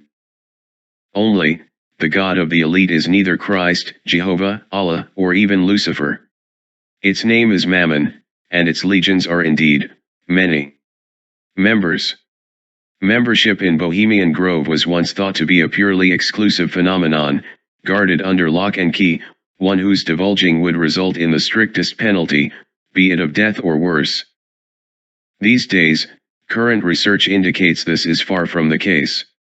Members outside the parties referred to previously in this chapter have included former Speaker of the House Newt Gingrich, former Vice President, and Council on Foreign Relations Advisor, Dick Cheney, conservative pundit William F. Buckley, Jr., Coldwell Banker founder Colbert Coldwell, former Southern Pacific President Alan Firth, billionaires Paul and Charles Koch, TV host Art Linkletter, actor Clint Eastwood, former teen idol Fabian, economist, and Committee of 300 member, George Soros. Former Motorola CEO Robert Galvin, Senator Lamar Alexander, former Secretary of State, and Council on Foreign Relations Advisor, Colin Powell, former Secretary of Defense, and Council on Foreign Relations member, Evan Galbraith, former Secretary of State, and Trilateral Commission member, George Shultz, Hilton CEO Baron Hilton I, former Singapore Prime Minister Lee Kuan Yew, former Attorney General Ed Meese, Hewlett-Packard founder David Packard, Draper International founder William Henry Draper, former General Norman Schwarzkopf, Nixon Secretary of Defense Robert McNamara, former Secretary of State, and Bilderberg attendee, Warren Christopher, Presidential Advisor, and Trilateral Commission member, David Gergen, former Secretary of Defense Donald Rumsfeld, former Coors President Joseph Coors, Congressman David Dreyer, former Federal Reserve Chairman Alan Greenspan, former Rockwell CEO Donald Beale, entertainment mogul Merv Griffin, Boeing Director Harold Haynes, Ford Chairman Carl Reichardt, Gulf Western Director Judd Layton, former Monsanto CEO Richard Mahoney, McDonald's founder Ray Kroc, former Naval Secretary, and member of the 9/11 Commission, John F. Lehman, federal judge Charles A. Legg, entrepreneur and publisher Malcolm Forbes, Mississippi Governor Haley Barbour, former Chief Justice Earl Warren, former federal prosecutor Kenneth Starr, and Supreme Court Justice Antonin Scalia. Chapter 10, The Society of Jesuits. In the dimly lit caverns of secret societies, no institution seems more out of place than the Society of Jesus, or more popularly known, the Jesuits. With a global population of some 18,000 adherents, the Jesuit order are one of the most visible and well-known defenders of the Roman Catholic faith in the world today. Renowned for their educational institutions, Jesuit schools have consistently ranked among the top tier of U.S. colleges and universities, and the stringency of their seminaries. The Jesuits seem more like a throwback to the theological standards of the 18th and 19th centuries than a monolithic beast with its eye on the goal of global domination, particularly in the face of what both theologians and non-religious commenters have noted to be an increasingly secularized world. Yet while the Jesuit Society may not be the sole religious society alone in maintaining some damning secrets, secrecy is at the core of Jesuit history. Like the larger Catholic faith, Jesuits have been plagued by recent sex scandals occurring both in the U.S. and abroad. In 2011, the regional province of the Society of Jesus in the Pacific Northwest was ordered to pay a fine totaling $166 million to some 450 survivors, many of them Native American, of sexual abuse as children from Jesuit priests over a total of some 50 years. While the recently elected Pope Francis, already dubbed the Pope of the People, himself, noted as the first Jesuit pope, has vowed to mercilessly investigate and prosecute clergy accused of abuse, his top prosecutor in the Vatican, a Jesuit, as well, was recently implicated as being one of several Catholic officials responsible for continuing to allow a Chicago priest with a long history of similar allegations to remain in ministry.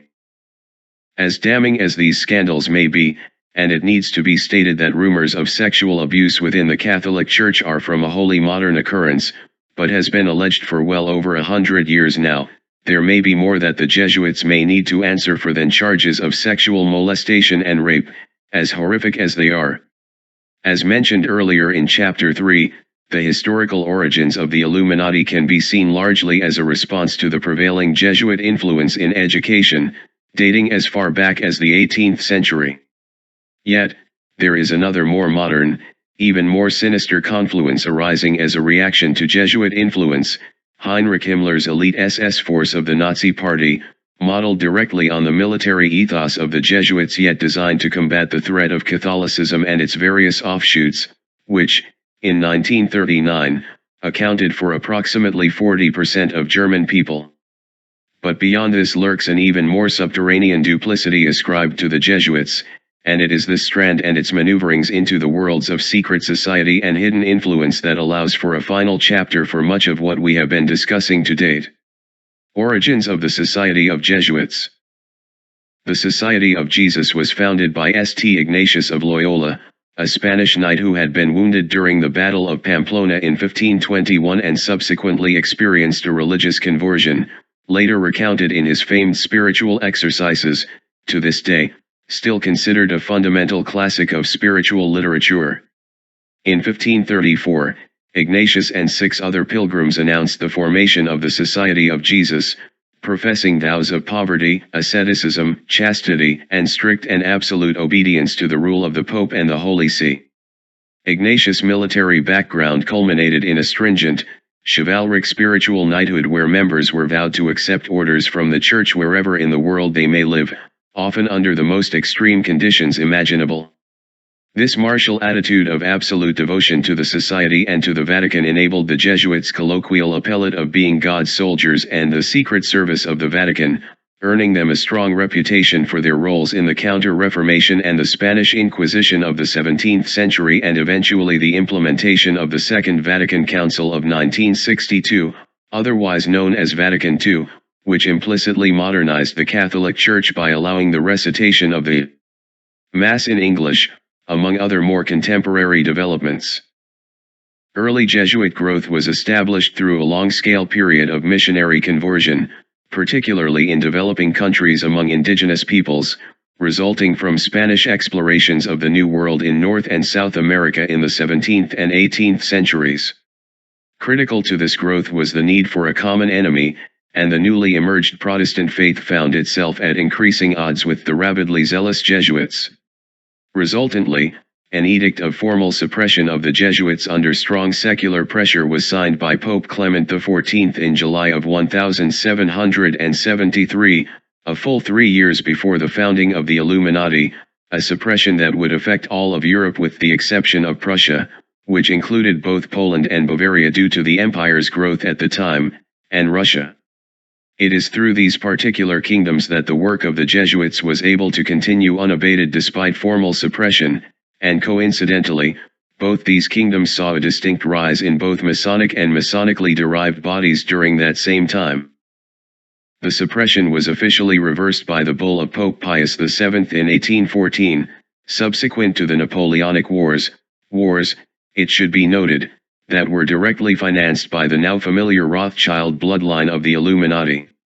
Also worth taking into consideration is Napoleon's own role as a historic Freemason and Illuminati member. The role of the Napoleonic Wars should be examined in light of the Emperor's relation to the Illuminati and Freemasonry. The conflicts and Napoleonic territorial expansion helped pave the way for continued Illuminati conquest, with both the Church and its constituents under frequent target as being representatives of the old order which both Napoleon and the Illuminati sought to overthrow. In particular, Pope Pius VII under increasingly strained relations with Napoleon, relations which resulted in his exile in the Italian seaport of Savona after French conquest and annex of the Papal States in 1809. Pius's release was eventually guaranteed by the defeat of Napoleon at Waterloo in 1815 and the subsequent Congress of Vienna, and both Jesuit restoration and return to papal rule was declared throughout many formerly Catholic provinces of Europe. Yet both Pius and Church had found themselves in an increasingly changed world after the 12 years of fighting and revolution the wars had wrought across Europe. No longer was Catholicism the predominant Christian faith, its assured bête of Protestantism has supplanted its iron hold throughout much of Europe, with the result that the papacy was forced to adapt to the changes of increasing egalitarianism and colonization that was changing both the geographic and cultural outlook of European thought. The result was the increased visibility of Jesuit presence in the still burgeoning United States, particularly in educational institutions. The establishment and domination of almost all of the 28 Jesuit colleges and universities occurred immediately following the restoration of Jesuit expansion by Pius, resulting in adherence to a strict orthodoxy and doctrine of papal infallibility that up until relatively recent times immediately preceding the Second Vatican Council of 1962, itself, an effort on behalf of the Church to adapt to an increasingly modern and all-inclusive cultural milieu.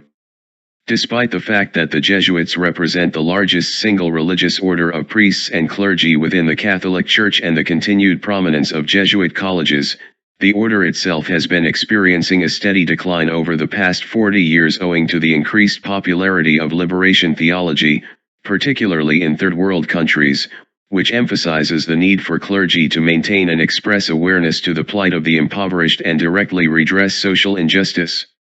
As an adjunct to the mission of the Church. Critics have referred to this as a form of Marxist Christianity, and even espy an evidence of Illuminati doctrine in its philosophical underpinnings. But criticism of the Jesuits isn't wholly a modern phenomenon owing to the advent of economic dilemmas of poverty and wealth distribution.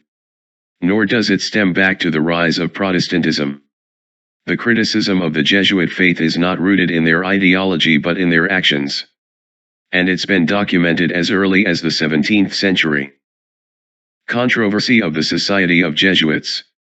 The earliest criticism of the Jesuits was published in 1612 as the Moneta Secreta Iudicis or Secret Instructions of the Jesuits. Now widely considered a hoax attributed to a former brother named Jerome Zahorowski who had been excommunicated a year earlier, the book purports to be the secret instructions of the Society's fifth Grand Master Claudio Acquaviva and alleges, among other things, that Jesuit clergy must acquire wealth for the Society by any means imaginable including enticing wealthy men to enter it and will the Society their estates, convincing rich widows to endow their assets to the Society and dissuading them from remarriage, and the wholesale slander of other monastic orders. While now discredited both by the Church and its detractors, the criticism does raise a fundamental question: just how was a monastic and military-styled order sworn to poverty and renunciation able to forge a niche of such commendable power within the ranks of the Church that by the time of the Counter-Reformation, initiated some mere 10 years after the Society's official founding, they numbered among the most revered, most popular and most revered orders within the Roman Catholic Church. Intriguingly enough, it wasn't until the rise of the Enlightenment in the 18th century which, as Chapter 3 and Chapter 4 demonstrated, was in no small part a result of Masonic and Illuminati influence that Jesuit conspiracies began to be more widespread. Conflicts between Catholicism and Freemasonry had been festering for numerous years prior, and indeed, to this date, there is a mutual enmity between the Vatican and the vast majority of Masonic lodges. Accusations of Jesuit support was a popular rebuttal to church-abetted attacks on the rationalism of Rousseau and Voltaire, and the term Jesuit became an increasingly derogatory epithet well into the 19th century, when anti-clericism became a common facet of French intellectual life, thanks to such writers as famed French historian and philosopher of pessimism Jules Michelet. Conversely, Jesuit supporters had a ready counter-argument in their own nemesis of Adam Weishaupt, but by then, it was too late. Masonic and Illuminati ideals had come into their own rarely waning vogue both in the New World and the Old. Yet, much like other secret societies as well as the Catholic Church itself, the Jesuits maintain their own secretive rites of induction. After all, what is a military order without some sense of pageantry, some sense of formal ritual decorum, that defies the rational and instead reminds the candidate that he is no longer invested with mortal indenture but instead serves a higher calling? This is as true for the Marine as it is for the Freemason, and subsequently, the Jesuit. One account states that a Jesuit called to the rank of command swears an oath of fealty not to God or to the betterment of mankind, but to the direct authority of the Pope, whom is viewed as the mortal representative of the Lord on earth. He does so beneath two banners, one being a banner bearing the official papal colors, the other a black banner emblazoned with the image of a dagger and a skull and crossbones, a curious image, given Chapter 7.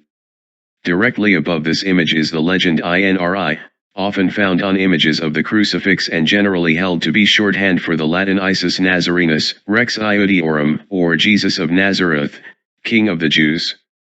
However, this account states that the legend is actually shorthand for Iustum Necar, Regis Impius, or Latin for it is just to murder an impious king.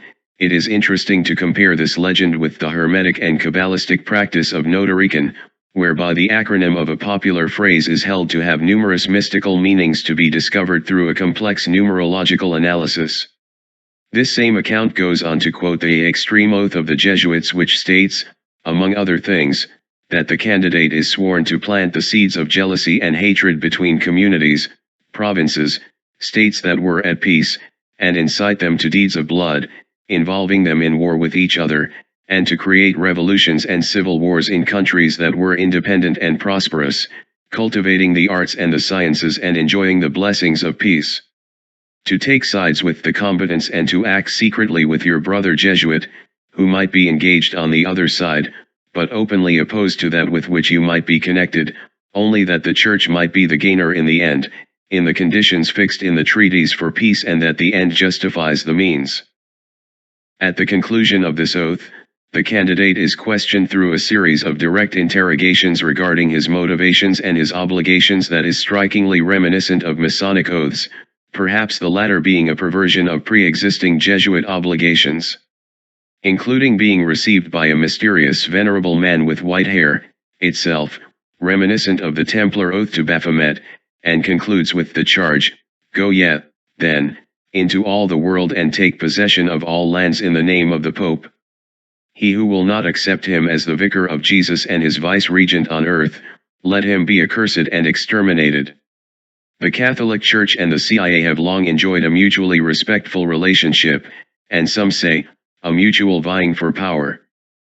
This relationship dates all the way back to the 1940s in the midst of World War II, when General William Donovan, then head of the Office of Strategic Services, the precursor of the CIA, was received by Pope Pius XII to be granted the Grand Cross of the Order of Saint Sylvester, the oldest and most prestigious of papal knighthoods, on accounts of his alliance with the Catholic Intelligence Service Pro Deo. Since then, the links between the CIA and the Vatican have been marked by a pronounced, if at times competitive, alliance, particularly in regions such as Latin America and Eastern Europe where Catholicism has garnered an unwavering popularity, especially in the face of documented CIA activity during the 1970s and 1980s. Both Vatican funding of covert CIA operations as well as CIA sponsorship of the traditionalist Opus Dei movement, which helped infiltrate and combat communist sympathies during the Cold War, has been ably documented, and the relationship between the Vatican and Liceo Gelli's Masonic Propaganda do Lodge has been linked to discretionary CIA funding, with a number of unanswered questions regarding Gelli's dismissed criminal charges and CIA involvement still lingers for many. Former CIA Director William Casey as well as his close colleague, former Secretary of State Alexander Haig, were both noted members of the Knights of Malta, a Jesuit-allied military order who also were responsible for the smuggling of thousands of Nazi war criminals into South America immediately following World War II through Catholic Bishop Alois Heudel's Underground Railroad, including noted Jesuit Father Martin Bormann, despite the fact that Jesuits were a frequent target for Gestapo persecution. In World War II, this appears only on account of Catholicism's popularity in Germany at the time. The truth of the matter is that the Nazis openly cooperated with the Vatican, and by default Jesuits, as documented evidence has proven time and time again. Benito Mussolini, the fascist Italian dictator and close ally of Hitler, as well as the openly fascist admirant and Nazi criminal harborer Argentinian President Juan Perón. Other members of the Knights of Malta have included Nixon-era CIA Director William Colby, Lee Iacocca, William F. Buckley, Pat Buchanan, J. Patrick Grace, Cold War-era CIA Director John A. McCone and Cardinal John Joseph O'Connor, all of whom have had noted ties to the Council on Foreign Relations. Certainly, adherence to the Jesuit faith does not imply nefarious or conspiratorial intent any more than adherence to Catholicism implies pedophilia or Nazi war crime support. But it is curious how a supposedly secular, and some would argue Masonically derived, nation such as America and an allegedly secular, and unquestionably unethical, nation such as that of Nazi Germany could openly cooperate with the Vatican, and by default, their own secret service, the Society of Jesuits? Unless there was another, perhaps hidden, mechanism at hand. That mechanism will be better left for the more astute reader to ascertain. Members. Other members of the Society of Jesuits and allied Vatican organizations have included, mathematician, and peer of Galileo, Luca Valerio, St. Francis Xavier, author Gary Wills, former Senator Frank Losk, Knight of Malta, political pundit John McLaughlin, Prince Laurent of Belgium, Knight of Malta, controversial author Father Malachi Martin, Belgian physicist Georges Lemaitre, French Minister of Defense Patrick Levay, Knight of Malta, Hitler biographer Franz Jetzinger, linguist Peter Hans Kalvenbuch, scientist, mystic, and discoverer of microbes Athanasius Kircher, writer Augustin Baruel, former German Chancellor Franz von Papen, Knight of Malta, philosopher Yves-Marie André, philosopher Joseph de Maistre, Cardinal Avery Dulles, King Juan Carlos I of Spain, Knight of Malta, former Congressman Robert Drinan, physicist and astronomer Francesco Maria Grimaldi, philosopher Baltasar Gracian, Crown Prince Otto von Habsburg, Knight of Malta, author John Powell, Congressman Gabriel Richard, poet Gerald Manley Hopkins, Bloomingdale's founder Alfred Bloomingdale, Knight of Malta, philosopher Martin Heidegger, explorer Simon L. E. Moyne, philosopher Pierre Teilhard de Chardin, former CIA counterintelligence chief James Angleton, Knight of Malta, Gregorian calendar architect Christopher Clavius, former Secretary of the Interior Walter Hickel, Knight of Malta, labor activist John Corydon, scientist Louis Bernard Castell, author James Martin, mathematician André Stickett, former Senator Rick Santorum, Knight of Malta, Belgian political leader and SS officer Leon de Grelle, artist Andreas Pozzo, former Inspector General of the Department of Defense Joseph Schmitz, Knight of Malta, poet Robert Southwell, and former U.S. Secretary of Energy James D. Watkins, Knight of Malta. Afterward. It's been almost 1,000 years since Hassan I Sabbah first oversaw his elite cadre of highly trained and highly indoctrinated Hashishin from his mountain fortress at Alamut, inaugurating a dynastic reign of terror that lasted less than only 200 years. And it's been almost 250 years since the mercurial presence of Adam Weishaupt flickered in and out of seminaries and secretive candle-lit lodges to inaugurate what may be the world's longest concurrently running shaggy dog story, or such a substantial threat to global freedom that the human mind would prefer to keep its head in the sand rather than address its ramifications.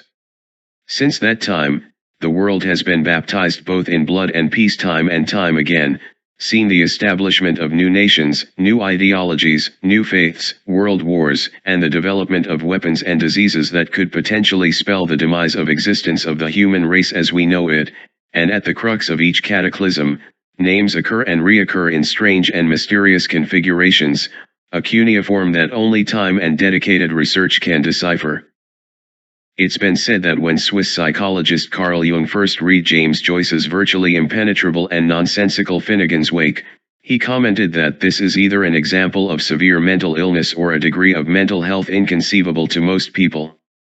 And for millions of people, the analogy can be extended to the idea of secret societies. Either they are a fertile example of the paranoid human imagination to distort and skew coincidence to an absurd degree, or they are a byproduct of the human imagination's ability to distort, skew, and control human society to a degree unfathomable to paranoia and absurdity. Time and time again, names, events and occurrences occur in such close proximity to one another to make the factor of coincidence a virtual improbability, and time again, the average person ascribes to these confluences the magical property of coincidence, demonizing believers as paranoid cranks and gullible swallowers of a dissociative brand of snake oil. There's no doubt that some of the more fanciful descriptions of these societies are no doubt figments of the author's imagination, and highly profitable figments at that. But beyond the inane absurdity of certain allegations, the notion of a dynasty of shape-shifting reptilian/human hybrids responsible for the infiltration of every conceivable social mechanism since time immemorial instantly comes to mind. The very real question when faced with the plausibility of detailing secret societies is best summed up by the question, who gains? The author, who faces the distinct probability of a lifetime of ostracism, ridicule, and marginalization for daring to suggest that there may be figures who stand to gain and historically have gained by the non-judicious exercise of control, nepotism and influence and who have perpetuated a far-reaching vision and schematic of that control and are willing to sacrifice the lives of others to ensure that control remains forever cemented? The architects of that control, whose movements are forever under scrutiny being public figures who continue to exist in an age of diminished privacy. The subjects of that control, who knowingly or unknowingly trade personal liberty and freedom of both thought and expression in exchange for an illusion of security.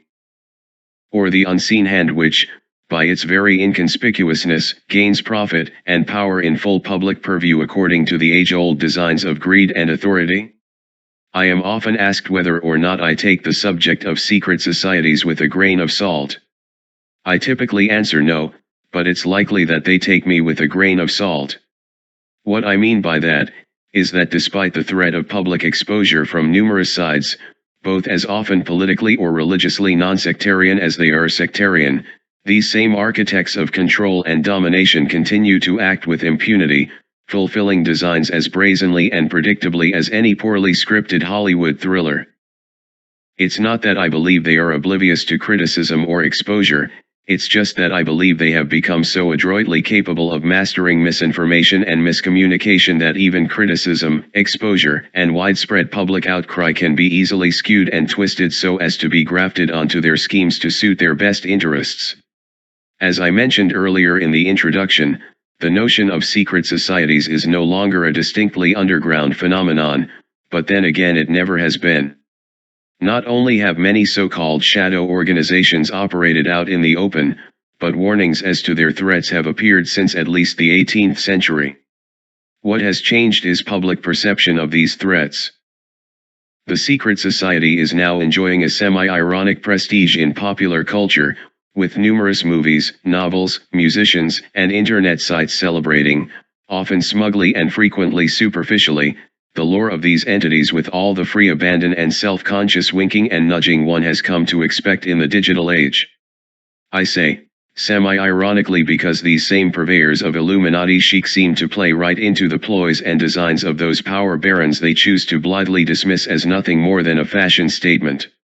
At the opposite end of the spectrum, the explosion in popularity of the subject has fostered a plethora of books, some meticulously researched, some novel and some fundamentally prejudiced. Which has led to a great question: if these organizations are so powerful, why aren't the authors of these exposes dead yet? The answer is simple: the most critical way to deflect your opponent's arguments is to denigrate them. Silencing your opponent won't stifle his or her argument, but by deriding that argument, you make it known, through a somewhat curious twist of logic, that disagreement with your own is nothing more than a cause for public humiliation. And public humiliation is par for the course for these organizations. My personal stance on the subject matter is that there are, indeed, elements beyond our conscious control which seek to manipulate information and public opinion to best serve the needs of an authority which seeks to consolidate power through the process of globalization and the direct silencing of dissenting opinions. As to the motivation behind these entities, I don't believe that they are necessarily exclusive to one particular political, cultural, or religious ideology, but are much more abstract in their outlook, seeking power for its own sake. My personal opinion is that we are currently living in a world where freedom of expression and livelihood are being threatened by these very entities, and it is the distinct duty of anyone possessed with the slightest semblance of conscience to combat these entities by any and every means necessary. I don't pretend that this is either the first or the last book to be written on the subject. I don't pretend that somewhere down the line, a much abler researcher will not compose a work that will not only be much more resolutely documented, but will provide irrevocable evidence for the existence of these societies and the dangers they pose to the very foundations of the world as we know it. Not only do I not pretend this, I actively hope and welcome it. The wool can only be pulled over the eyes for so long until somebody wakes up. The lie may seduce sweetly for now, but its neck will eventually be pierced by truth. And like freedom, the truth, as much wiser men have noted, is a two-edged sword.